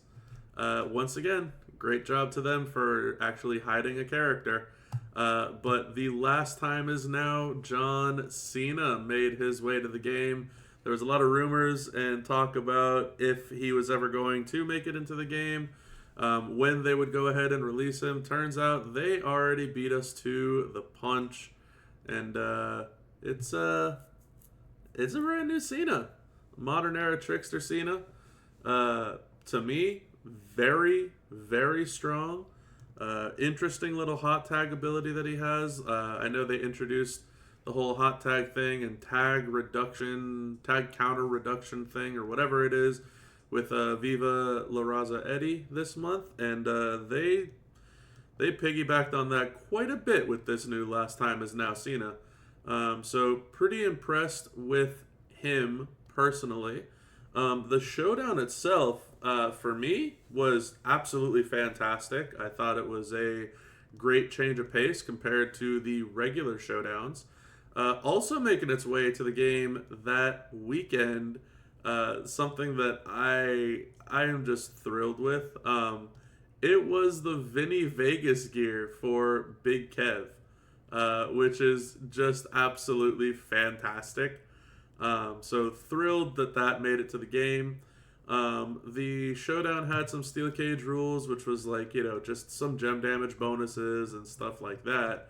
But it also had something new this time around. So instead of just I think it was like blue and red, leech and trap, or whatever it was for the gem damage bonuses for steel cage, but instead of just that, they also had some defensive bonuses. So depending on like what era you used as the defense, you also got bonuses for that. So like Attitude Era opponents came with the -6 opponent MP thing. So the old showdown perk that we used to have, where you start with -6 MP, if you fought an Attitude Era character, you would encounter that -6 MP debuff again.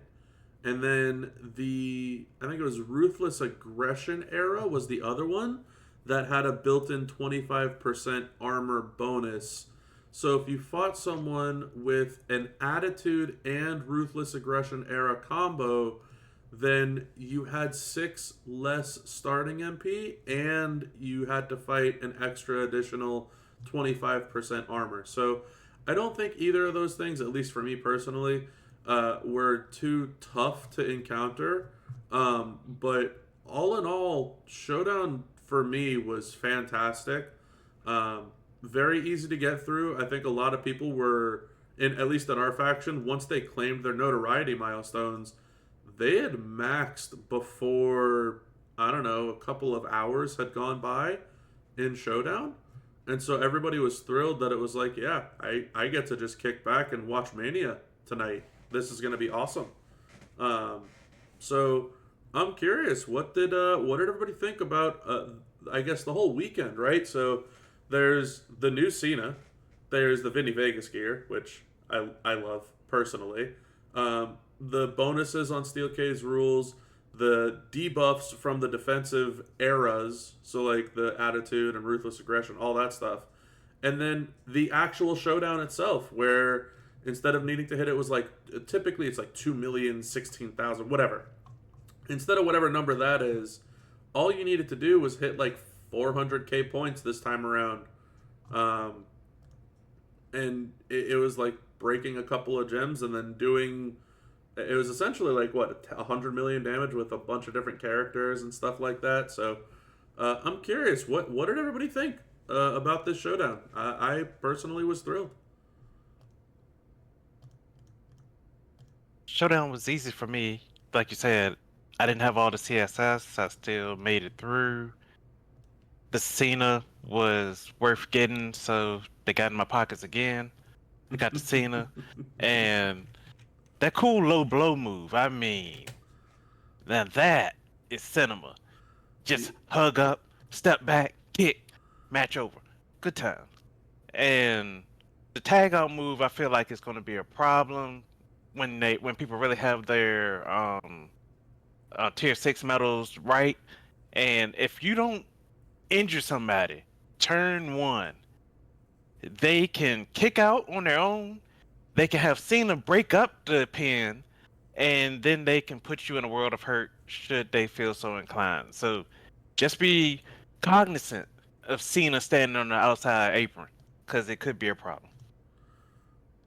Yeah, he's, to me, just an absolutely fantastic character in this game, like bar none. Absolutely love him.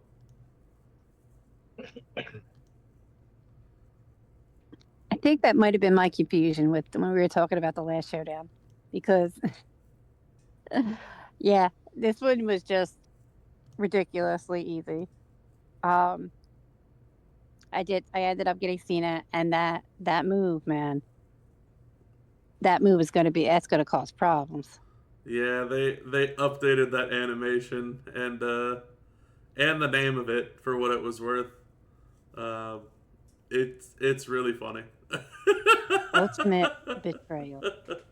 It's amazing. And I made a comment in the faction chat.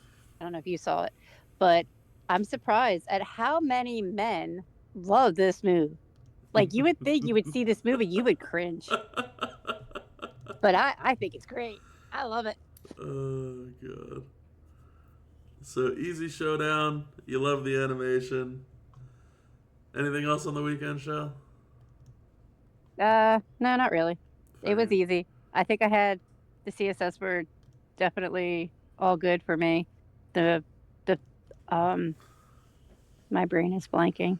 The tasks to do in Showdown were, doable. So, it's pretty cool. All right. Can dig it. Chris, you here? You wanna give me with your quick hitter notes? So my biggest thing was I love the prize wall. I thought the prize wall was great over the showdown weekend. It had a lot of stuff, pretty good prices. I really enjoyed that portion of it. The showdown itself was obviously pretty easy, although I think there is some confusion for people about claiming the notoriety rewards and just how important those are to the contest.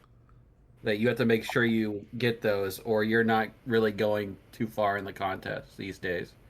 Yeah. So people do need to be aware of that. But overall, I also like Cena. It was a pretty good weekend. Yeah, I know a lot of people love to kind of crap on the prize walls for Showdown weekend, which is, I mean, it's weird to me. I get it that there's not a lot of big ticket items on there, but there's also some really good shard progression that you can get from those walls. And so, like, one of the main takeaways that I had for that wall was Braun Breaker and Jacob Fatu. So, Jacob Fatu, there was like another 900 shards of him available. If you don't have him by now and you've been just playing the game, and I'm not even talking having all the CSS and spending, just playing the game, you should have enough prize wall built up over the past few months that if you really dedicated to just getting his shards, you'll have him. Like 100% you'll have him by now. There's without a shadow of a doubt to me that he's easily obtainable. And then on that same showdown wall, literally the same exact prize wall that we're talking about, they had 300 shards of Braun Breaker. I think it was for 2 or 3 prize wall, and it was limit 5. Braun Breaker was I think a 3,000 shard recruit, might be a 2,000, could be entirely wrong, I don't know, but I think a 3,000, let's just say that to play safe. You could have gotten half of Braun Breaker, the MP trainer Braun Breaker, the striker that has a blue and yellow MP trainer, just for playing Showdown last week.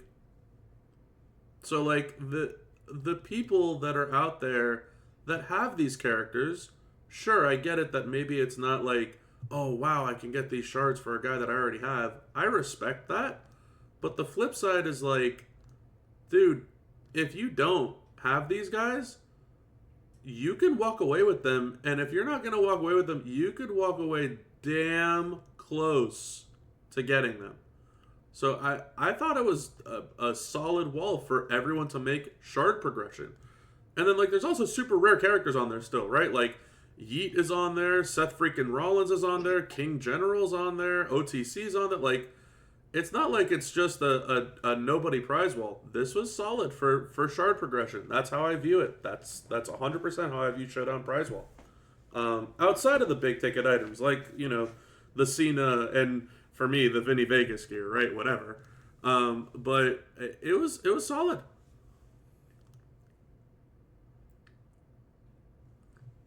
All right, B-Rock, lay it on me. Nah, I think Shell was about to say something. Oh, go for it, It's Joe. good. Oh, I was just a question about the prize wall. Wasn't that the prize wall that had the potential affiliation straps on there? Yeah, there was affiliation straps on that wall too. Yeah. I remember, and I didn't realize it until I think it was you. I heard someone mention, yeah, I was going to take a chance on the affiliation. I was like, wait, affiliation, what? Yep. So I go and look, and there's three. You can buy up to three, and I'm Mm-hmm. like, oh, okay. So I went and I got all three, and I happened to get an affiliation for my IOW Charlotte for Feud, Oh, that's which was awesome. huge. Nice. Yeah, I still don't have that one. That's kick-ass. So yeah, so I definitely that plus everything you said about that prize wall was just spot on. I So that mean, was a definite win. it feels like it's so funny to me how people are so quick to be like, this prize wall looks bad, it looks crap, and it's like, does it really though? Or are you just upset that there's not like a huge big ticket item for a crazy amount of prize wall, right? Like, yeah, the one big ticket item on that wall was Cena. And that's what I was saying in the prize wall video that I did is like, if you get this much prize wall, you have to already have Cena. That's the one like miss for me on that wall. There's no way that you get that much prize wall without spending, and if you're spending, then you already have the weekend character because you've gotten that many points or spent up to that point. So it's kind of a catch-22. So yeah, I feel like they could do better in terms of that, but no, man, outside of that, that wall was kick-ass, at least to me. All right, B-Rock, talk to me. So basically I got Vinnie Vegas gear 15 to 16 minutes into Showdown. You know, everybody, oh, you gotta wait. Nope. I got it. Boom. Yep. And then I did the 3 pulls for affiliation, and you know, we'll just leave that alone. I was not as lucky as Shell. I got a bunch of crap. I got dupes on 2 belts that I'll never ever be able to use. But I think the prize wall was done really well. I think Scopely's getting better at knowing what the entire customer base is looking for. I will say that I think, and I'm pivoting here just for a second. The weekly prize wall, I think week 1 was great. I think week 3 is great. Week 2, So can't wait to see what week 4 is. Yeah, that's fair. I mean, look, I know not too many people were talking about it, but I will say, I've been a huge big Kev mark in this game. He carried my roster early on. He was easily my best Attitude Era striker, like bar none. And the idea that he got himself yet another gear, and like yet another add-on, right? Like, you gotta have the 1 gear, you gotta have the 2 gears, you gotta have the moment. He got the revamp, you gotta have the yeet plate, you gotta have the devil's drip, and now it's like, yeah, by the way, there's another gear. Like, there's a lot of pieces for him, but if we're gonna be honest, all of these pieces are pretty decently attainable. The only thing that isn't is the yeet plate. The moment, pretty much everybody in the game gets the moment whenever they do feud or a talent up. Like, that's one of the most common moments they just drop on everybody because it used to be so horrible, and it was like, okay, we're just going to turn up the drop chance on this. And so that moment hits everybody's roster almost every single week or other week, to put it kindly. So that to me is awesome that people have such an easy obtainable moment. The Vinnie Vegas gear on the wall was 5,000 prize wall. It's like, that's literally like peanuts. You get that much getting up to the gold milestone without even having faction payouts. Like B-Rock said, it was like what, 10, 15 minutes into the showdown. He's like, yep, got it, done. Like, that was the win on the weekend. The other two gears are also obtainable for 300 and 100,000 hangers. Like, it's not the million hanger gear. It's 300k and then 100k. So if you really want all three gears, they're all pretty easily and readily obtainable, and so is the moment. The two things which are rarer is the Devil's Drip and the Yeet. Those are your two rare items. Those are your two, like, tough to get things. And hysterically enough, we were just talking about the prize wall. The weekly prize wall this week, if you have the Pro Starter Pack, has both the Yeet and the Devil's Drip available. If you don't, the Devil's Drip is still available. So I don't want to say that it's like common at this point, but it's definitely more obtainable than the Yeet plate. And I don't think that he needs the Yeet plate to be that fantastic after looking at all of the other bells and whistles and fixins. But Big Kev, he's fantastic. Like, he's an absolute monster of a character. I'm thrilled that I get to look at him as his doofus Vinnie Vegas, gimmick. I think it's hysterical. It makes me laugh every time, and it's like, yes, one of my favorite characters. And now with all the bells and whistles, he could hit over 200 million damage. This is awesome. Like, just feels good. It just feels good to be able to do that. But yeah, look, I had fun on Showdown. I got all my stuff done early before Mania kicked off also. I was appreciative of it. I'm not expecting a showdown like that to make a return in this game unless there's another Mania next year, so to speak. But I liked it. I thought it was great. Anybody else on our showdown before we move on to our finale point of the podcast? Alrighty. Last but certainly not least, we got the Hustlin Flash Feuds. For those of you watching on YouTube, the playback right now on your screen is me playing in the Hustlin Flash Feuds.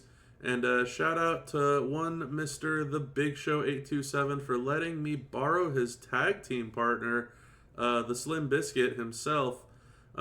Me and him have been absolutely just grinding away on this, and I am closing in on my Battlegrounds finale milestone here with him as my partner. So hopefully that'll be kind of cool. Maybe I can get it. I don't know if I can, but it'd be nice if I could.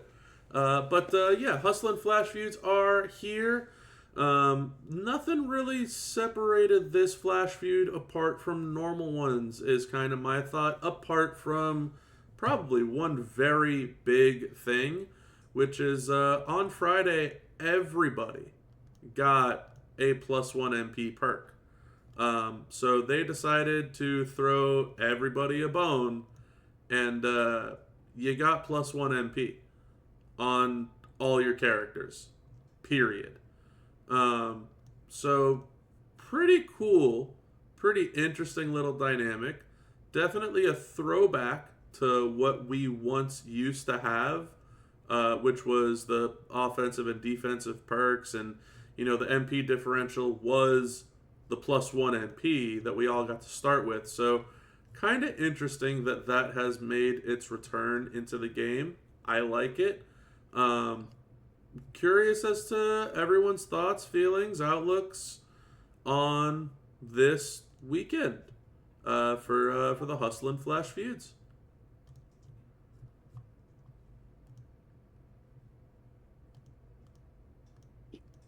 The +1 MP obviously, did not help me too much because I do the $5 holler every week, and I have my steps anyway.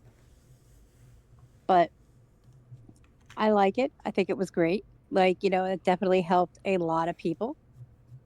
I'm more so saying on my $5 holler, the pool I did with that, I ended up getting the new Cena, the new SE Cena that was top line bonus.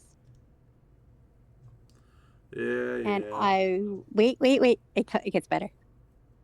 And I was able to do his tours. I get the prize ball currency, and I was able to recruit mommy before her feud today, since I was literally like 145 shards away from her. Yeah, I wish I could get 2 new recruits for $5. That'd be awesome. I was thrilled. Do you have 2 people that you need? I think you have just about everybody. All right, listen, I don't need that type of energy right now, B-Rock, okay? Oh, all right, I'm sorry. We all know Bob likes to play the victim. It's fine. Oh, here we go. Oh, all right. Remind me to not let you on the podcast again. Bob's got like 650 characters. I am very close to having practically everybody. Exactly. Yeah, but nevertheless, congratulations to you, Shell. Obviously, very jealous. Have done way more than a $5 hauler worth of pulls, and definitely don't have Cena still. But looking forward to hopefully getting him before the month ends. And yeah, as B-Rock has pointed out, I am very close to having all the possible characters that I can have in this game. There are still 3 in the game that I cannot get, but I'm leaning towards saying screw it and just getting the other 2 off of the club store. But all that being said, I have made some significant progress on Queen of the Ring Nia Jax. And I'll go over this in my prize wall video too. But the whole concept here is like when I tell everybody to be taking shards because you never know how many there are going to be and you can make progress on all these characters. I started with 70 shards of Nia Jax. Okay? That was what I had after her month was over. Period. I am currently over 1,500 shards of Nia Jax. I have not spent a penny on her shards. I just go on every prize wall that they're available, and I pick them up. And that does not include the prize wall shards that she has this weekend. I haven't spent any prize wall yet. I don't even think I have enough prize wall as of this moment because of some weird nonsense going on with the tour math, whatever. But I haven't bought her shards off the prize wall yet either. But I've started at 70. I am currently over 1,500, and I'm past the halfway point of her recruit. I haven't spent a dime. So when I tell you all that there's a chance and that you should be working on shards and building up your shards, I'm living proof right now of what it looks like of building up shards. Now, don't get me wrong. I get it. She's a character from December. Like, I fully respect that. You're talking about months ago. That's fine. But that was also, what, a $3,000 character or something like that? I am making significant progress. Not like 100 shards or 20 shards. 1,500 shards, halfway point, on someone that is thousands of dollars. Like, I will get her. Eventually. I will definitely get her. So, use my own experiences as, something for yourself to kind of build off of. Oh, well, I'm still 700 shards away. There's no chance. Like, there's a chance. There really is. I'll get into my feud thoughts in a moment. But anybody else want to kick off for our finale point here? The MP, the War Score step mishap where everybody got their steps for the feud. Any thoughts on our weekend so far? Well, as I mentioned before, go ahead. No, go ahead. As I mentioned before, I was going to have a board meeting yesterday, which I did go to, and I thought I wasn't going to be able to play much this weekend. So I went $5 hauler set up from the start of the month saying I need these steps so that I can reach some sort of plateau in this contest. And wouldn't you know, the game away for free, so I said, all right, well, I'll just take these Cena shards as a consolation prize. And I was luckily, then unfortunately during the board meeting is when they give me top lane gender action because I got CM Punk and top lane gender still hits without the advantage of the blue gem damage steel cage rules. So just know Jinder was still out in these streets, still making it happen. I hit somebody so hard the game had a connection error and just didn't even give me the awards. I had to come back again and hit him again and take him out again. But top lane Jinder still out in these streets, working these people. And I realized my favorite female is Nikki Cross. Oh man, she is so much fun. Sister Abigail is doing work heavily. Can't believe I don't use her more, but that is my favorite female in the game. She's really damn good. She really is. All right, B-Rock, Chris, which one do you want to take it away? Oh, I guess me, since B-Rock's not talking for some reason. I mean, the feud, it's going pretty normal, at least for me. I got to the 200 mil milestone, and I'm not going to go any further. I just don't feel like it right now. But it's been a pretty normal feud. Or I should say flash feuds for me. The steps thing, I would have had the steps anyway, but the step mishap doesn't bother me. I mean, I don't think it really changes too much other than making things easier for everyone. I don't think it'll affect leaderboards or anything, because that's mostly a time function and a speed function than anything else. Yeah.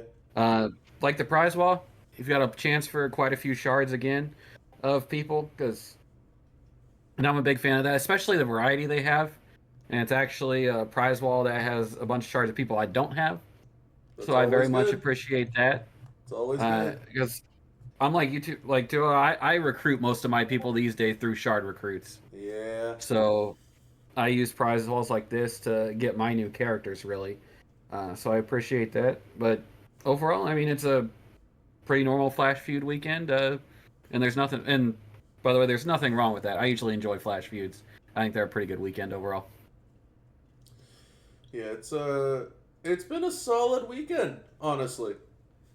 I'm thrilled with the I think it's like the Flash Feud loot coin bags is what they are. So like you get like the additional loot coins or whatever it is, like the thousands of them that you have to spend at a time or something along those lines. They had some really expensive bags, like the ones with the mommy shards are like 5,000 something or another. The ones with the Naya shards are actually only 1,000. And so I've spent all of my Flash Feud loot coins on those, and I've hit Naya shards out of that. I think it's 8 times, so it's paying out pretty damn decent. I gotta say I'm really digging it.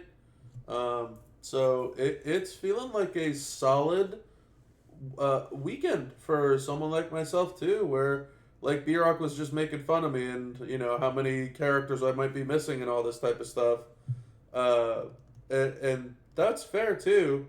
But even for someone in my own position to be like, yeah, I'm making progress this weekend, I actually enjoy that. I dig it. So it's been fun. It's been good. I can dig the feuds. I think they're just fine. I don't mind that each one has like their own little steel cage bonus in each of them that's like different. So maybe you get more red gem damage on this one, or green gem on that one, or botch gem, or power gem, or whatever. Like, that's fine. It doesn't bother me, and it's not making me use any characters more or less than I normally would have. But it is fun. It's fun to see it. I'm digging the war score steps. That's fine by me. That's cool. I'm stoked that everybody got a 4-piece of steps this weekend because of a mishap. That makes my own grind in terms of points easier. And we were talking about it a little bit earlier in the podcast today. B-Rock was talking about the whole, it's harder to fight these people and win with 60 mil. And it's like, It is. People have 40% health built in because of the steps. People have 40% kick out built in because of the steps. And we're in our second month of Armory loot paying out tier 6 medals. Except this month, people are guaranteed tier 6 medals for every 5 pull that they do. And so, like, the combination of all of that, yes, it makes Feud a little, I don't even want to say a little bit harder, but a little more like, I guess difficult isn't even the word either. Yeah, time consuming.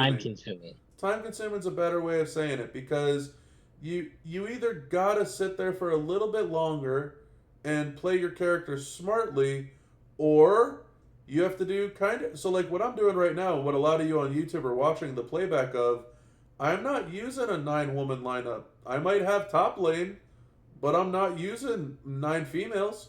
I'm not even using 8. I'm sticking with a 6 female lineup. That's it, period. One and done type of thing.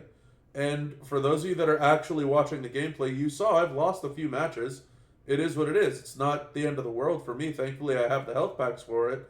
But the point stands that it's a little more time consuming. You have to use a lot more scrutiny in terms of the characters that you want to bring to the fight that you know aren't going to have an issue with these tier 6 medals. Like, I might have loved using Dakota Kai with a drip plate forever ago. I'm not using that nowadays because it's just not going to be enough. It's not enough to compete with this new era of health, kick out, and tier 6 medals. And so I'm trying to kind of move along in terms of characters that I can use that are either strong or quick. And the quickness has been limited for sure. So I'm kind of just defaulting back to the strong. But B-Rock, talk to me. So, Chris, first off, you got to hop on the game, buddy, because I need your help. I got like 20 million to hit my 200 million. So I need a partner that'll run fast. No, I will say again, until we spoke about it earlier, and with the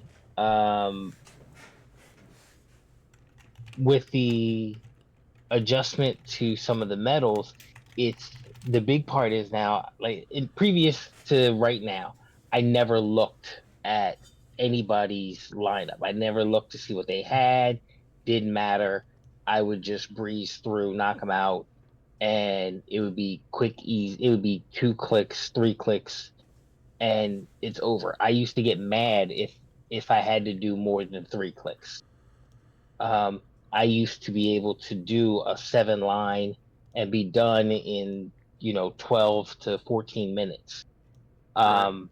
Now all of a sudden I get hung up where I'm like, did they just kick out at 80 million? But I do get it. I actually missed it, so I didn't see that everybody was getting the extra health and the extra stuff. But now, it's just now I gotta take a second and look because of my work schedule. I have to go. I have to hit fast, get in and get out, especially on flash feeds. So that being aside, I think this flash was pretty decent. I really wish they would kind of mix it up a little bit more, because like right now we get 2 male feud, then 2 female feud. Can we get male, female, something like that? So I don't. My female roster's pretty decent. It's pretty good, but I would really like to not have to rely on back-to-backs. But that's just personally me.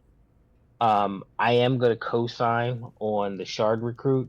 If you remember, some of you made fun of me because I said I did a poll and I got OTC, and I said I was a little disappointed because I wanted J. At that point in time, I only had I want to say about 2,000 J shards, if that. I'm like 25 shards away from recruiting him now, and it's only been just shard recruit here, shard recruit there. And I haven't just solely relied on it because I've been getting other stuff. So that was definitely a huge tip for the masses. So even if you have a peasantly skilled roster like myself, as being a man of the people, us regular folks, if we can shard recruit stuff, it's always better. I would love to have a dynamic roster like Shell or Crispy or even YouTube Bob. So one day, when I become a better player of the game, I'll have a roster like that. A better player. It doesn't take a crazy roster to be a better player. Yeah, also, no love for Envy's roster, right? Come on, you don't want that 6-star gold top lane Ginger? It's a little bit of disrespect there. No disrespect, because he's having his own issues. We have all his gender, my KO. We have some crazy builds out there and some crazy characters out there, but Envy is still waiting on that NPO plate, and once that gets released, he will be in his glory. He will have no problems, with the rock hard final boss. He will Amen. be okay. He will be able to slide in like Ludwig was sliding into Flair's DMs. That's And what it's leave it going to in. be. That's what it's going to be. On that note, on that note, yeah, like I was saying, I'm digging this feud. I was actually really content on not hitting the 300 mil, but I got myself a nice, cool partner in Slim Biscuit right now, so looking forward to that. Maybe grind that out a little bit more, see if I can hit that final milestone. My goal was the 250, which I obviously have hit. Thrilled with it. Haven't even looked at what the defense strap is, but that's why I wanted it. Part of the fun for me this feud has been female feud. The Saturday night female feud was actually really, really funny. I decided to break out a couple of the armor girls. So some females, such as Tiffy Time and Trickster Liv Morgan, not only have one or two, but have 3 moments that have 50% armor built in on them. And with enough of the armor 2 setup, you can actually break close to about 400% armor. And you could probably get close to about 450% with a 100% strap. So really happy that I got a new 100% defense strap. No idea if it's usable. No idea who can actually go on. Haven't even looked. But just thrilled to have another one on the account. It was really fun. It was really fun and really funny going through and watching some of the players out there with their super whaley characters like Mommy and Abby the Witch and all this type of stuff. And it's like, yeah, by the way, Tiffy Time, finisher, laugh, right? Like, it's just it's a joke, and so it was really fun. Also got to break out Raquel Rodriguez again. That one was fun. She's done a bunch of damage. I don't know. I've always loved Feud in terms of like it's my playground. I get to use a bunch of characters that I typically don't get to use anywhere else. So it's enjoyable. I've always had fun doing so. I did the same with Striker Drew during the second feud, and Striker Drew just finding males out there that don't have gem damage on, and it's like, this is awesome. I remember the days when I used to be able to Claymore kick people and then just win, and it's just awesome. You literally just hit people in the face, and you're like, boom, I win. Next. So it's been fun. It's been really, really fun. So hopefully y'all are having just as much fun as I am having. And I don't think there's anything else that I have on the hit list for the podcast today. So anybody else with anything else that they want to say before we close up shop?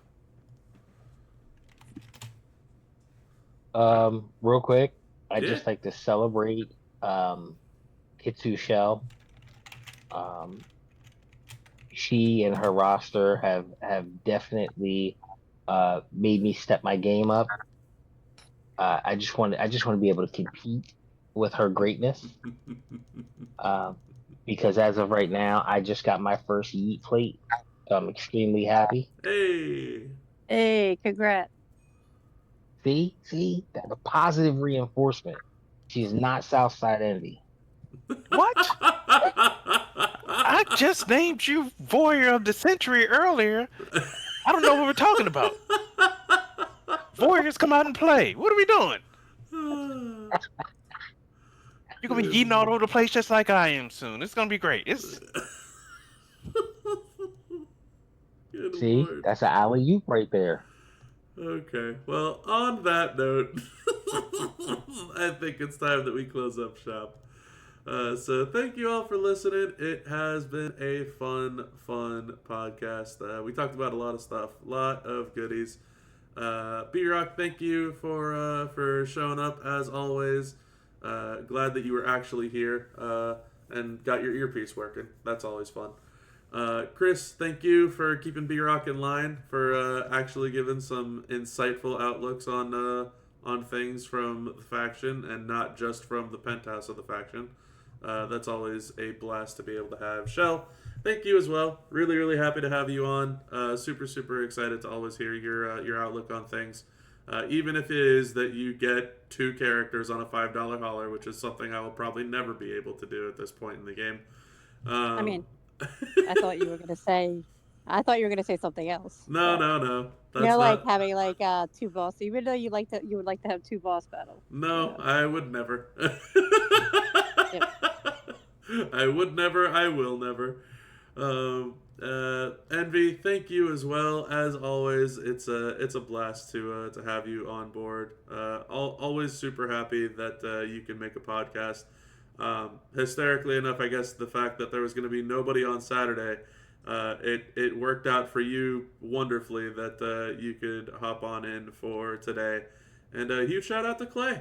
Really happy he got to attend his first podcast for a full duration of it instead of just what was it, like 2 or 3 minutes that one time that he kind of hopped in. But that's gonna be it for this one, everybody. So until next time, have a good one.